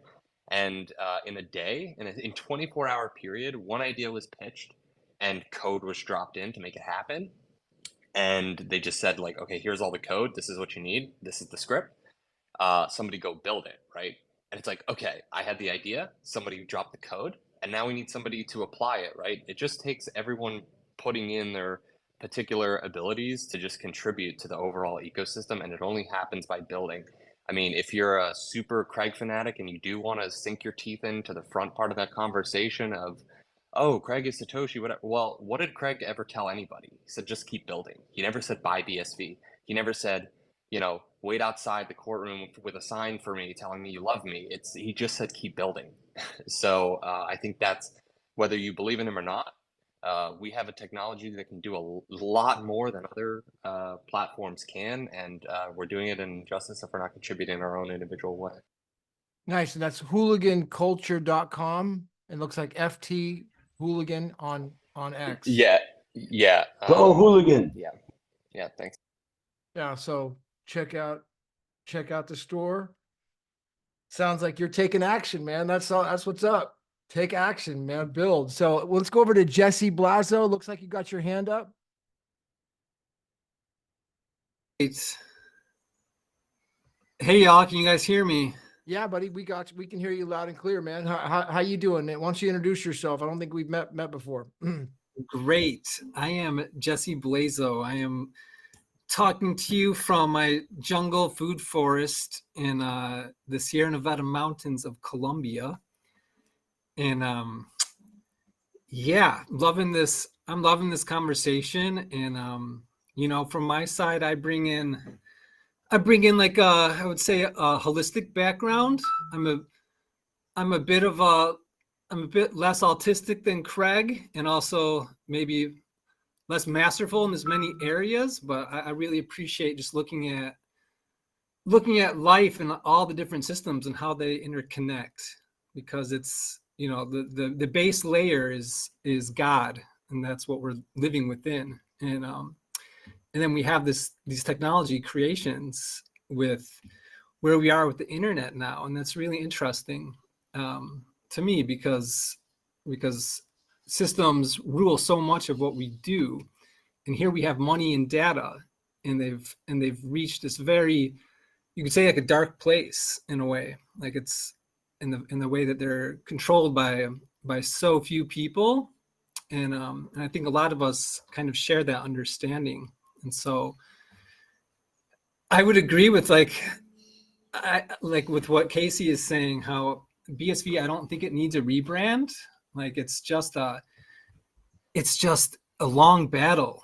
You know, we want things to happen quick, and the forces that, like, if you look at life right now, like in a holistic sense, like there's a lot of dark forces in control, and it's not an excuse for anything. This is just a reality, you know. So for BSV to win, to go to a world of honesty, you know, truth and honesty are a bit different, right? Because I think what Bitcoin enables is a world of honesty, and then we get to ultimately we have to decide what's true, because honesty and truth are a bit different.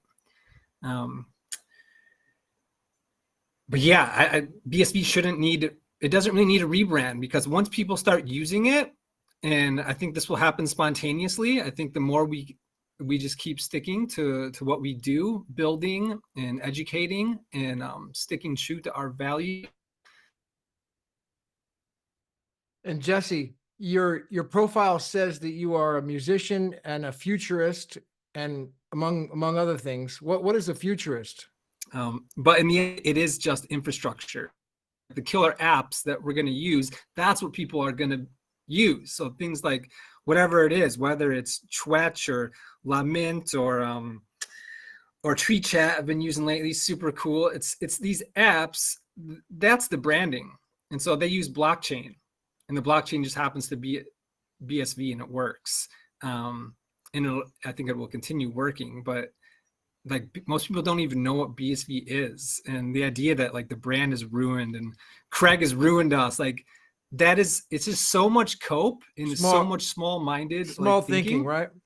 That really have to just go beyond our bags and go beyond our short-term gains, and just really remember about this movement and be in it for the journey, not just Jesse, not just for the outcome.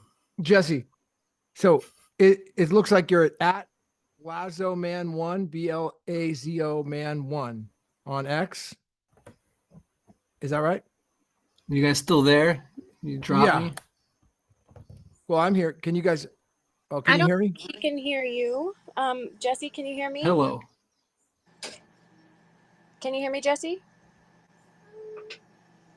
Drop down and come back up if you can hear me. Yeah, Jesse, you may want to refresh your screen or drop down and come back up if you're not hearing us. But I wanted to ask you about what a futurist is, because it says you're a futurist, and that's something very unique, very unusual. I haven't heard much about futurists. What's the futurist all about? Drop down. How do I drop down? How do you drop down? Gavin, there's foresight studies. Uh-huh. And that sounds a bit different, right? But I've been in the group here locally, and with professors at the university, and then other guests to government people, and they're trying to look 5 years, 10 years, 25 years, 50 years. So but it's not like prognostication. It's not like Nostradamus people. It's more trends that they follow and measure in their foresight. But you mean futurist? Got it. Well, no, I'm not. I didn't mean to speak for him, because I know he just dropped off and was trying to reconnect. So I'm covering a bit the space in there. But wanted to validate this creator versus technology.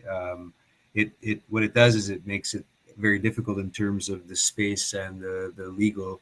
Because it's a chaos right now of competing chains or coopetiting. Is that how you say it? A competition between some of them, which we're seeing this trend to more recently in what Bailey was talking about earlier, in terms of this kind of cross chain, but then also in the paper that was delivered at in London with these universal blockchain assets, which was also focused on cross chain ID with the the assumption that things would move to the chain that's able to host that mass transaction volume with the safety, security, etc. But the overall ecosystem is going to look different. And I wanted just to touch, because other hands are up too. I'm not sure if people are taking hands down, but some have been up for a while. But this branding, and Casey brought it up as well, and was asked to Gavin. Maybe, and Emilio, maybe I would ask it to you, unless Jesse wanted to come up, would be what, maybe you could say that the brand hasn't changed, but some things that were attached to it have been removed, right? Or at least, the BSV is dead, or BSV is only a meme token. To me, I don't particularly like that association. It's more than a meme token, right? It's B2P electronic cash. It can do meme tokens, but ordinals should not swallow, Bitcoin. I don't know if there were any things like that in terms of the branding, not rebranding, but maybe clarifying it, so that the conversation can be really about what the technology can do, who's doing it. Here are the teams. Here's the tools. That's the kind of stuff that Yahweh wants to talk about and get the students, active in.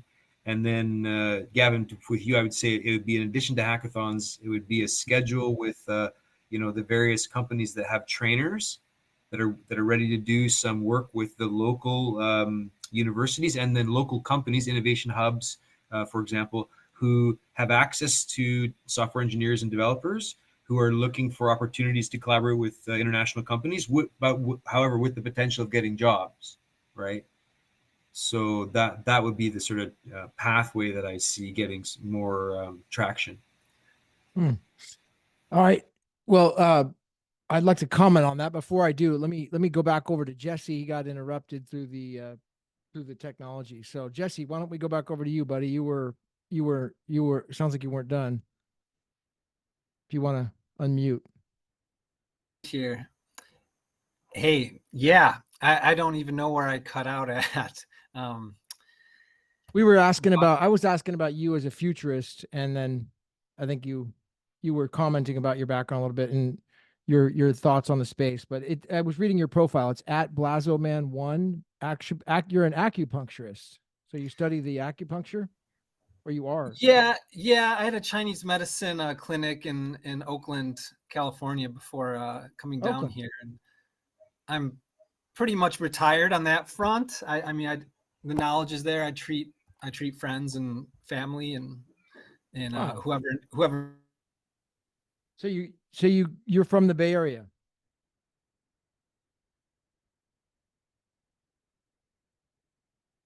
Oh, uh-oh. Is that me, or did anybody else lose him? I think it's his reception. He's A Right. beach community that we're starting to design. So that's where a lot of my energy is right now. Okay. We didn't quite hear what you were saying. Looks like you got cut off, but I was saying it looks like you were originally from the Bay Area doing acupuncture. Am I still here? Yeah. Jesse, your reception is Hello. working for us right now. We're hearing like half of what you're trying to say, so we're hanging on a cliff, but I would love to hear it, but it's not coming through all the way. So Shitballs. if there's some Gavin, do you mind if better. I just, Gavin, in case you mind if I Bailey, jump in and take that? Go ahead. Yeah. place in the Jesse, room yeah, real you quick? You might guys want to hear just, me? no, I we don't can't think hear you so. properly. So Bailey, go ahead and jump in. Jesse, if you could please mute up. Yeah, thanks. Okay, thanks. Alex and Hooligan, I kind of want to go back to what you guys were talking about and the two sides of it. And to my, the way I've seen things is neither side of Bitcoin, whether it's Craig or the tech, has proved. And they're both theoretical. And I think for the tech side of Bitcoin, the reason for that may be that the market provides a better alternative for everything that Bitcoin promises. And I think the biggest knock against crypto for everyone is what's the actual use case?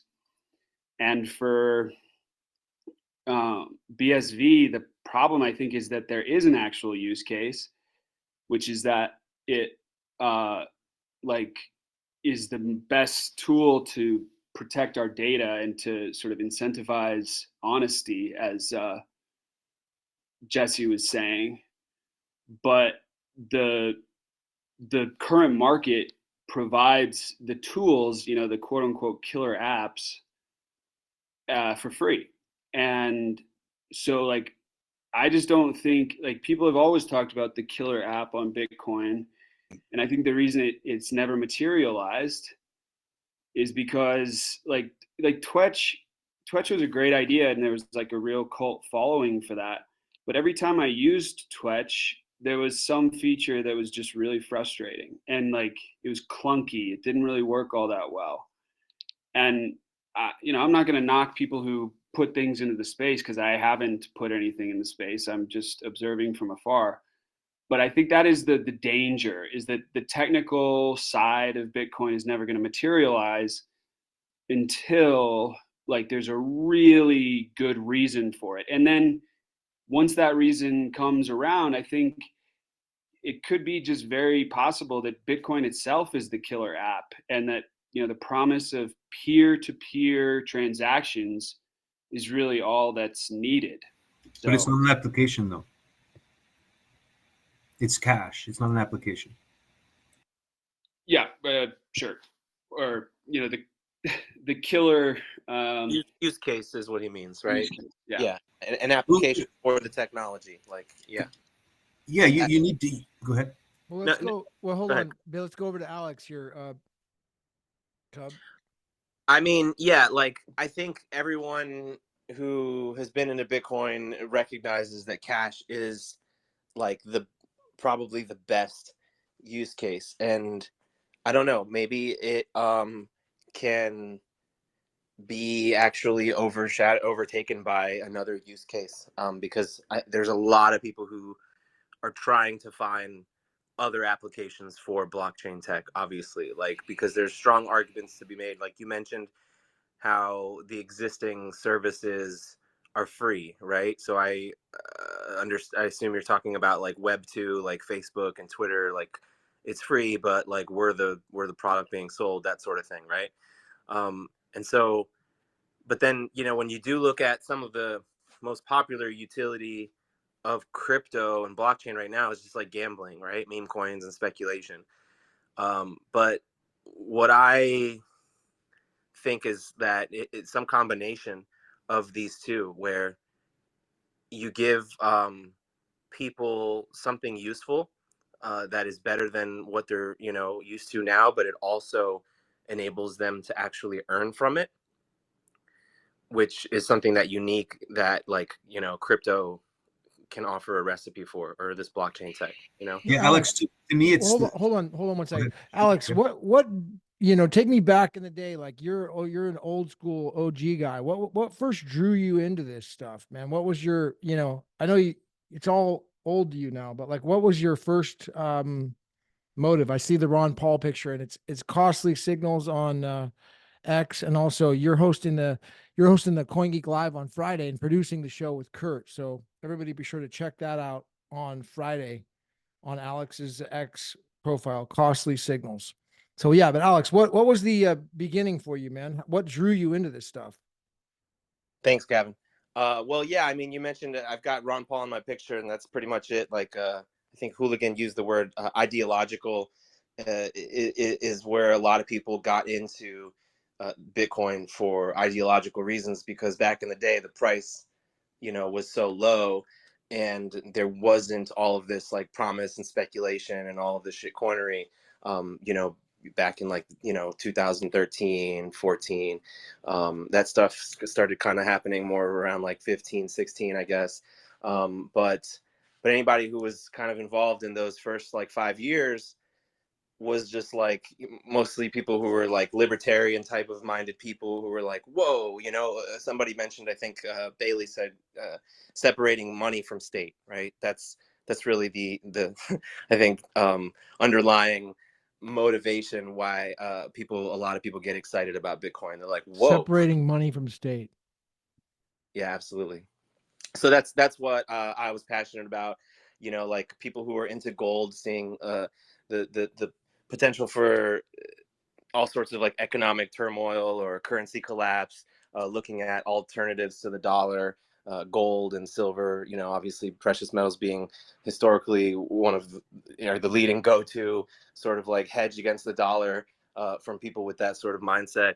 But then Bitcoin comes around, and it's like kind of a digital gold, right? And that's sort of a term that has been kind of bastardized, but it's kind of a decent a decent description, just to kind of like give an introduction, understanding of like trying to explain it to somebody who's never really like known about what Bitcoin is, you know. So that phrase was used early on. And digital gold is like all the properties of gold, but digital, right? Like we live in a digital world. The dollars aren't even like paper anymore. They're just all digital, basically these days anyway. So yeah, and then Bitcoin, you know, then it became hijacked. So check out Roger Ver's book for the full story on that, hijacking Bitcoin. Sounds like you got to kind of live through all of the chaos and drama, and now here you are, man, coming out on the other side of the spectrum. So yeah, be sure to check out that on Friday at 12 Eastern or 12 Pacific, 3 Eastern. June 21st is the next Coin Geek Live. So you're a producer now, Alex, is that right? You produce shows and do production? Yeah, okay. I guess you could use that term. Yeah, that's Kurt can't do it all on his own for the CoinGeek weekly live stream on Tuesdays. There's always been somebody that needs to man the board with like StreamYard is what we use on the back end, and also like, you know, scheduling the guests and all that sort of stuff that comes along with helping Kurt just focus on, you know, doing what he does best and being the talent in front of the camera. So it's been great to collaborate. And Casey was asking about like the South Florida Citadel. I mean, like, honestly, it's really just kind of for me, I got lucky because like it just kind of formulated spontaneously in my backyard, it feels like. But me and Zach just so happened to kind of grow up within the same area and didn't really get to know each other until just a few years ago through Bitcoin, even though we went to like the same middle school, but and had some mutual friends and stuff. But then Luke Wild Satchmo was living down here for several years, and that's when Kurt decided, you know, wow, we've got a few guys down there. I'm gonna move down there. So now it's you know, Kurt and I, and we, you know, we mainly just get together once a month, and we have a meetup group. So you've maybe heard me say it before. I really recommend that everybody should check out meetup.com. I just got a notification on the app that I've been on the app for like 14 years or something. Like I used to get involved like with back when I first got involved in Bitcoin, I was doing the monthly Libertarian Party meetings, you know, in my neck of the woods. And that's when I had some local guys who really knew a lot about Bitcoin come and speak about Bitcoin to our group. And you know, if you can't find like a Bitcoin meetup in your group, maybe like find something similarly aligned, because the Bitcoin conversation is really easy to have these days. But you know, I wouldn't be surprised if everybody, even if you wouldn't think, you can find a local Bitcoin meetup. And you know, you'd be surprised, open-minded to all sorts of blockchain talk for the most part. Nice, dude. That's a great reminder. Meetup.com that you just reminded me. Xiaowei Liu has been pushing me to do that out here in San Francisco. So I'm going to get up when I get off the phone. I'm going to talk to him and we're going to put one together out here.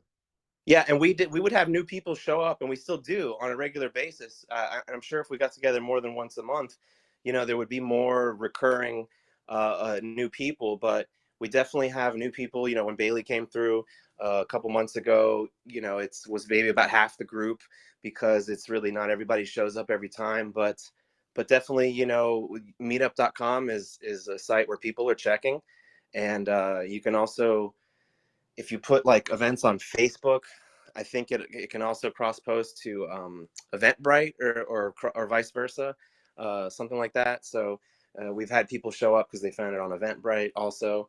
So yeah, just try to get plugged in, you know. And then the other thing, somebody was saying, a hooligan, real quick, and I'll wrap this up because I you know, there's other people, but is like a lot of us aren't like the type of people who like really want to like hang out in person, like, or with the most like social or whatever necessarily all the time. But having a digital group, right, having like just like a group chat is super, super important. And you know, most of us are already in like a few group chats, right? But like maybe like form one with like your closest people who you want to have like conversations, or like if you're not already in, you know, one that's like, and I think Bailey was talking about the Dunbar number, right? So this is important with group chats, because if your group chat is too big, then that's not the ideal group chat to really like have conversations in. You know, you want to have like somewhere between like, you know, a handful of people to like a few handfuls of people. But you know, you can really make some magic happen if you have focused conversations, especially if they're people who know each other, you know, and you can kind of be the facilitator of like, hey guys, I'm going to start this chat. It's going to be, we're going to like talk about like crypto and making money with blockchain. And, you know, you guys know I'm having all these separate conversations with all of you, but we're just going to have it under this one chat group. This way, you know, we can all chat together and it'll be fun, you know? So I recommend that too. All right, group Hey, chats, Gavin, meetups. mind if I just Bailey, piggyback on Alex there? please. Thanks. And thanks for hosting the space. Alex, your meetup comment brought up an idea for me, which is that I think there's also kind of a fun opportunity for like enterprising, bold individuals in going to meetups that have nothing to do with Bitcoin and pitching it. Because I think that like if you think about, there are maybe populations that meet up together in America right now who are in their meetups, they're talking about how fucked the system is and how underserved their particular group is. It can be at least an exhilarating pitch to pitch Bitcoin. I live in like downtown Denver, and I've gone up to, just on a whim, just when I was feeling particularly like freaked out. I've gone up to two separate groups of homeless guys and just tried to pitch it to them, because homeless people don't have wallets, but they have phones. And you can also get gift cards. I mean, you used to be able to do this with Centbee and Handcash. You can buy gift cards to like Safeway using Bitcoin. And that can like show them, you know, how they can actually use it. Because homeless people have like real concerns. They want to protect their privacy. Like every homeless person you talk to is convinced that someone is trying to kill them. And the more you can like convince them that this crypto gives them some ownership over, you know, things that are important to them, I think if you can convince the homeless population to start using, or any like underserved population, church groups, I would say, I think you can push the fact that Craig was a pastor and Bitcoin is a truth machine to the Christians. And so that's just a sort of tangent idea there. Beautiful, man. Ideas are flowing. Sounds like you've been speaking to the homeless, and maybe there's a way that they can utilize this through what was it, Centbee? I remember that Centbee had gift cards, or they may still. Casey, do you know about They about do. that? It's very friendly. Centbee is quite user friendly. I just pulled up the UK. I forget who here was in the UK to see what option they have there, and there's well over 100 different businesses that are using it. So you can buy a gift card. Here in Canada, we have the Tim Hortons donuts are very, very well known, and many of them across Canada. That's on there as well. So there's a couple hundred, I think, at least here in Canada, where you can buy those gift cards. But it comes back to a question I think that was asked earlier, and in terms of use cases, because the homeless, or people who are either taking money from the government from some way. Now, whether the government has a program or not is another thing. But migrants as well, they may or may not have a family network in the country where they migrate to. But I remember seeing in Finland, they had a card. This was probably 2016, maybe early 2017. And that was their intention of using it for sort of onboarding migrants into the Finnish economy. So getting them the identity that's needed, the connection with the bank. So some of the basic, let's say, domestic services, and you could say it's as a way to protect them. So there's different incentives if you're pitching to an audience. Bailey, this is coming back to sort of how you said, well, who's more receptive to it, right?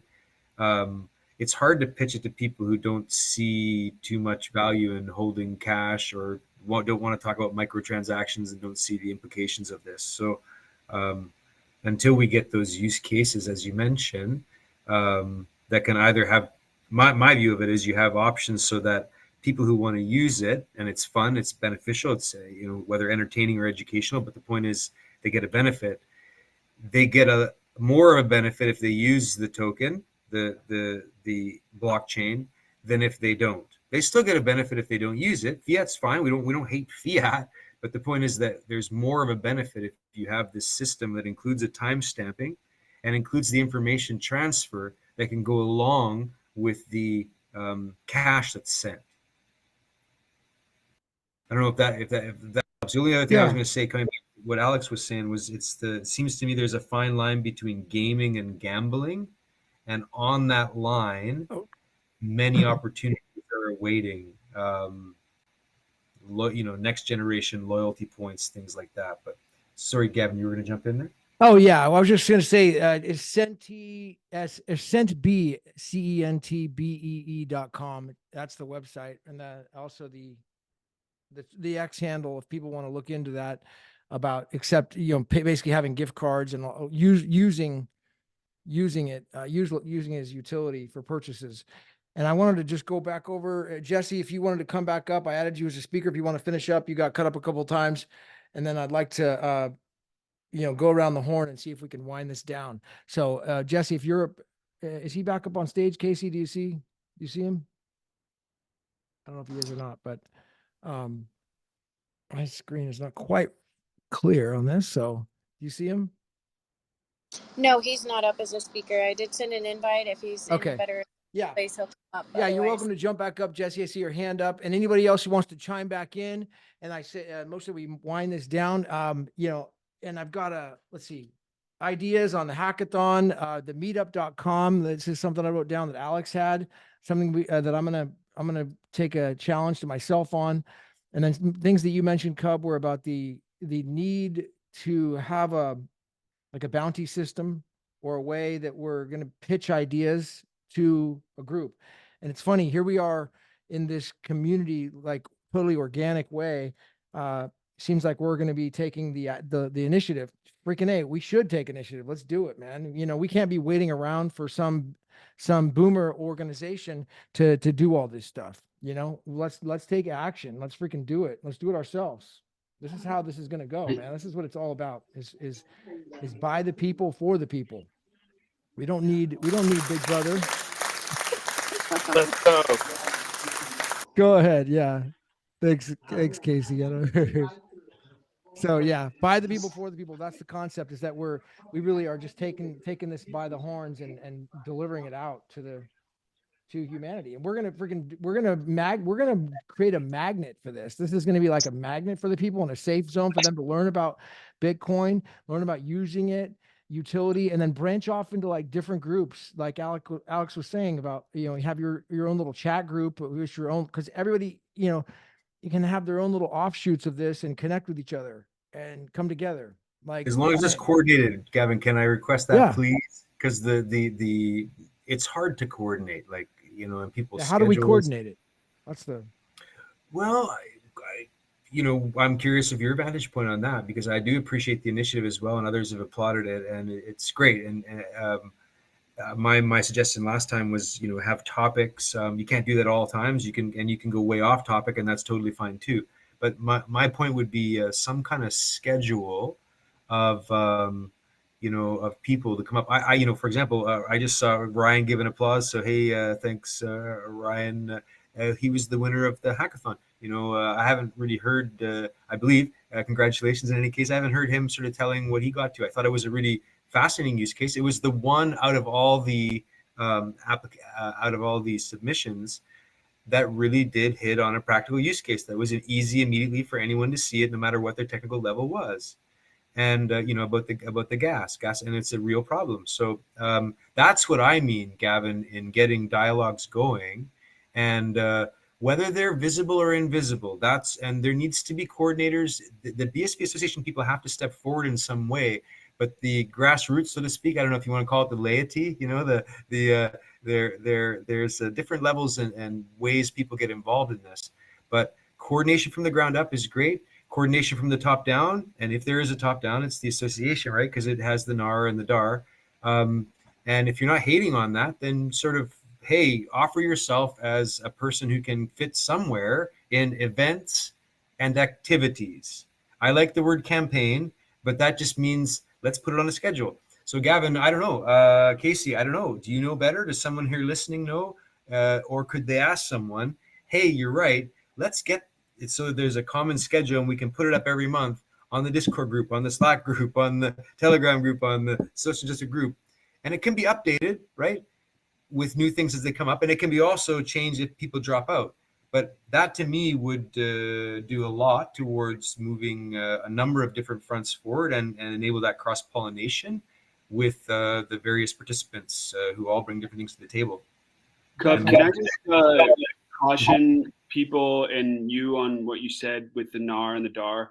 So look out for people, because I got scammed out of a lot of BSV by someone who was claiming to be LB, who was the person who posted to Craig's account. Someone on Relay claimed to be LB.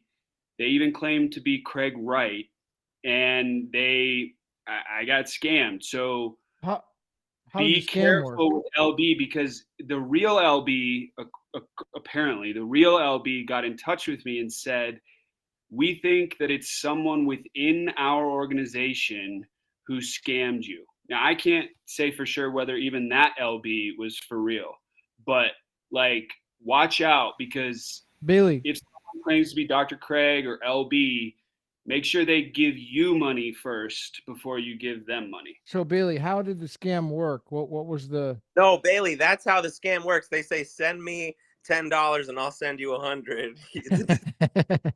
Well, so yeah, you got to ask them for more though. You got to say, like, if I'm going to do this, you got to give me 50 BSV right now. And then I'll like talk to you. It sounds like 99% of that's the conversation. If you're having it, it sounds like you're going to get scammed. So really just like, yeah. Bailey, my if I may, my motto here is pretty simple. It's just real proof of work. That's I think that there's some simple principles that can hold a bunch across a whole number of spectrums. And the beautiful thing is everyone says it differently.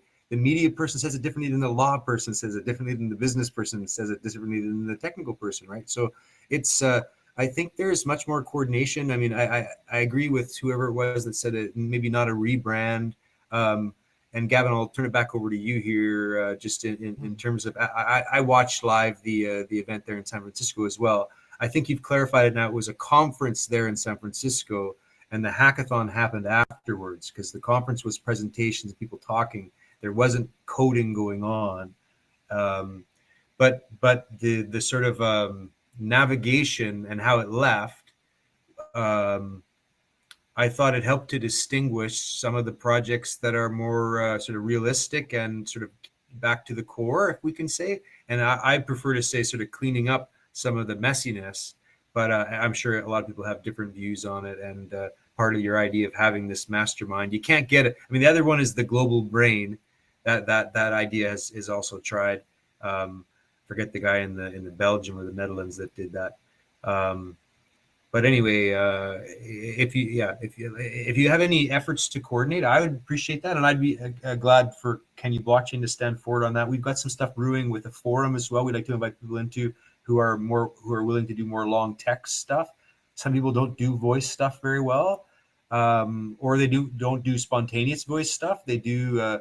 I'll give a preparation and a presentation, but I won't get in a debate and argument with someone. So I think there's so many different ways of doing it.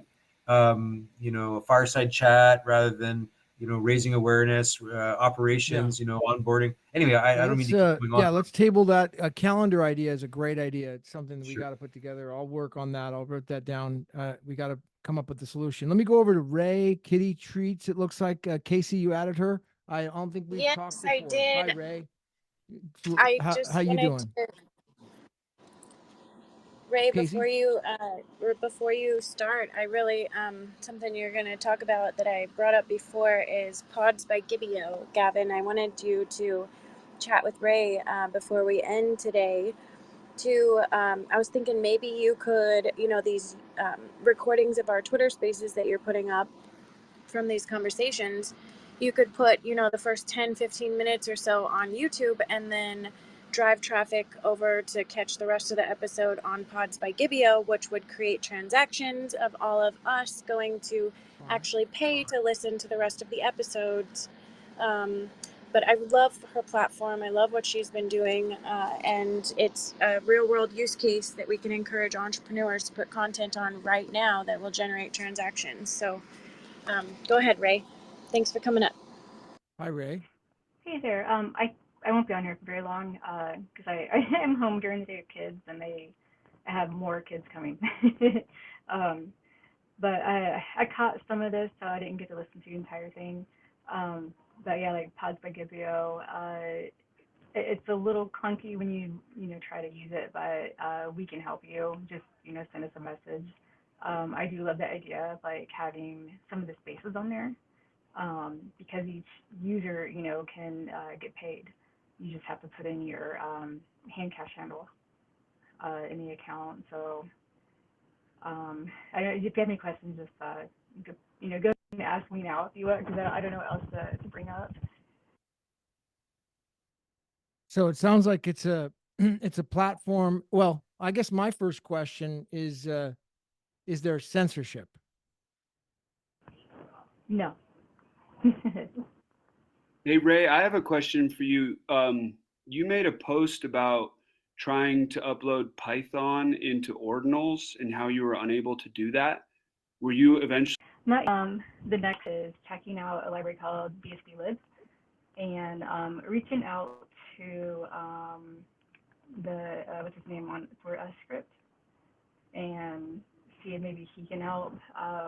There are people who have done this before on Python, so it's doable. I just don't know a ton about Bitcoin script, so I'm learning on the fly.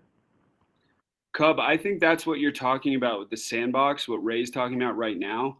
If you can find the place where code like Python can be uploaded onto BSV via ordinals, I think that's where the action. Ray, do you think that's like a huge opportunity, right? I mean, that's sort of the CPU of Bitcoin. Is that right? Or am I wrong?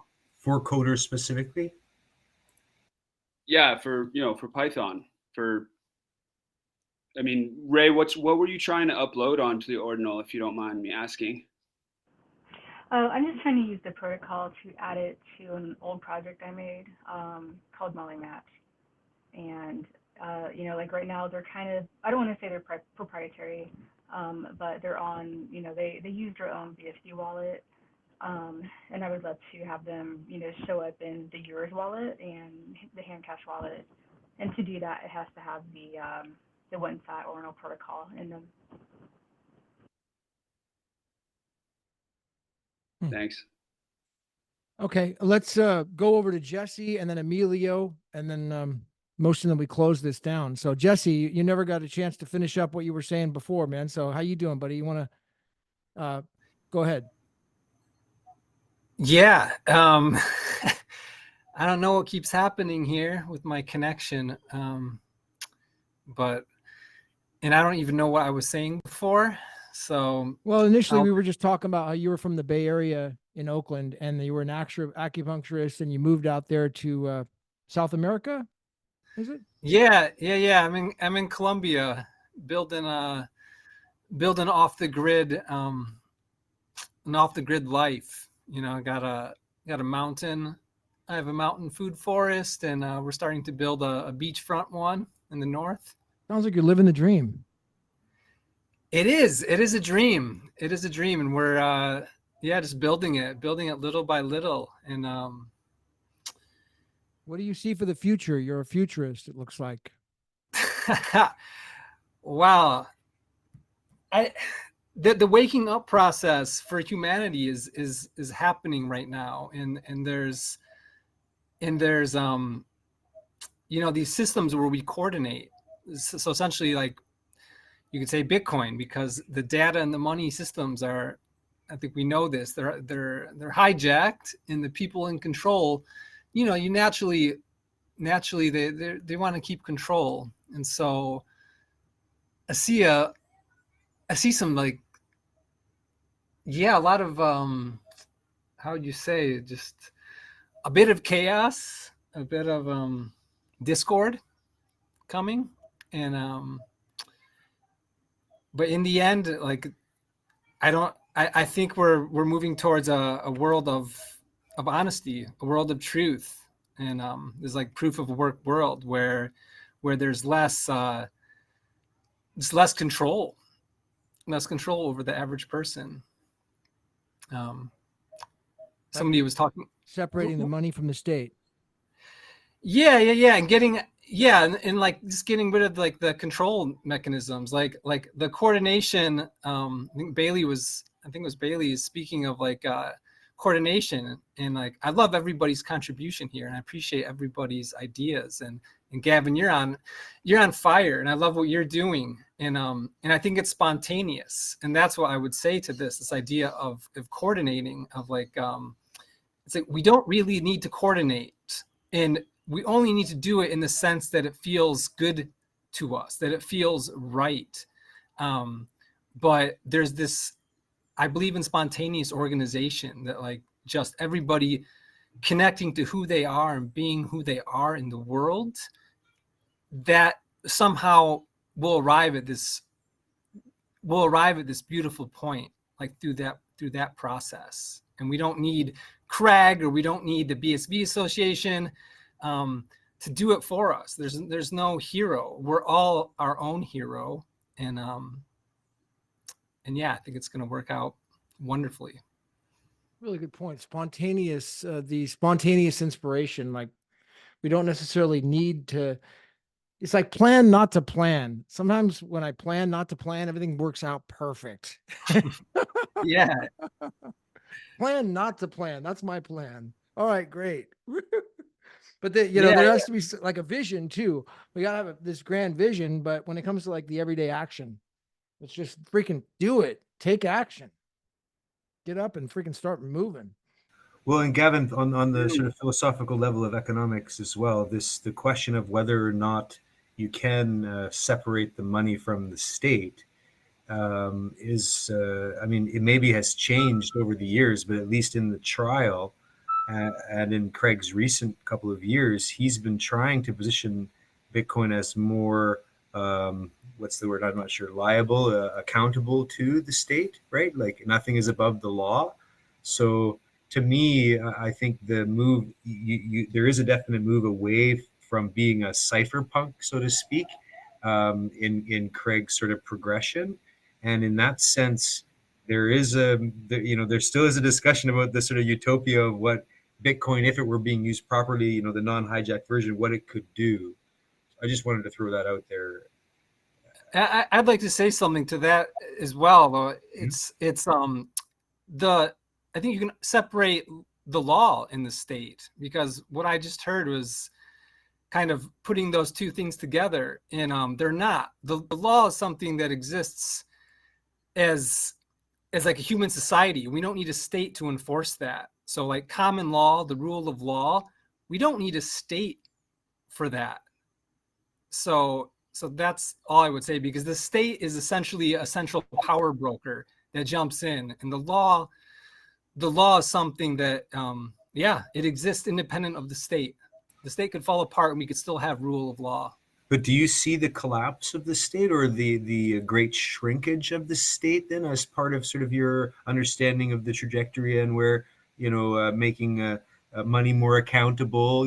Certainly all the politicians that are greasing up their accounts are no longer to be able to hide those, situations. So Jesse. Well, no, exactly. That's it has to shrink, but right now it's going to keep expanding, and this is just energetics. Like this is just how energy works. And so the system that we have enables it enables, you could say, a back door or something, but if there's a group that can just take from others and continue taking arbitrarily how much they want, then that group's gonna keep growing, and there's gonna be other people. Oh, we can do this. You mean we can just take from people and however much we want, and well, that's just gonna continue until the people essentially stop giving, stop agreeing to being robbed, and but that's where the discord happens, where it's like you have these economic slaves.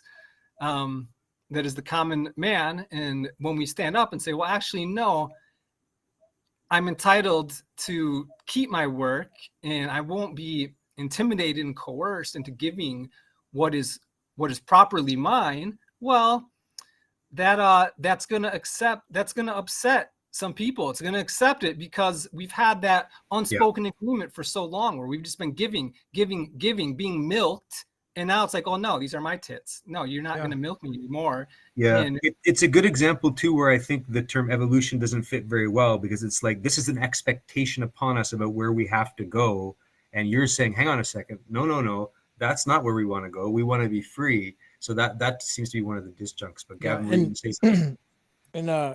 And it goes down the discussion about law, and I'm all about doing a space, and we could discuss law and the different branches of government, how they operate in the future, or 14th Amendment and freedom and nationality and these subjects. I'm all open to that, in the future. But motion that we wrap up this space here, and looks like the next thing is Alex. Has a space on Friday with CoinGeek that he's producing. It's 12 o'clock on Friday, 12 o'clock Pacific, 3 o'clock Eastern. So everybody can definitely, that's on the schedule right now. Talk about calendar. So, and yeah, well, I'm just thinking, popped to mind, Gavin, right? You said this.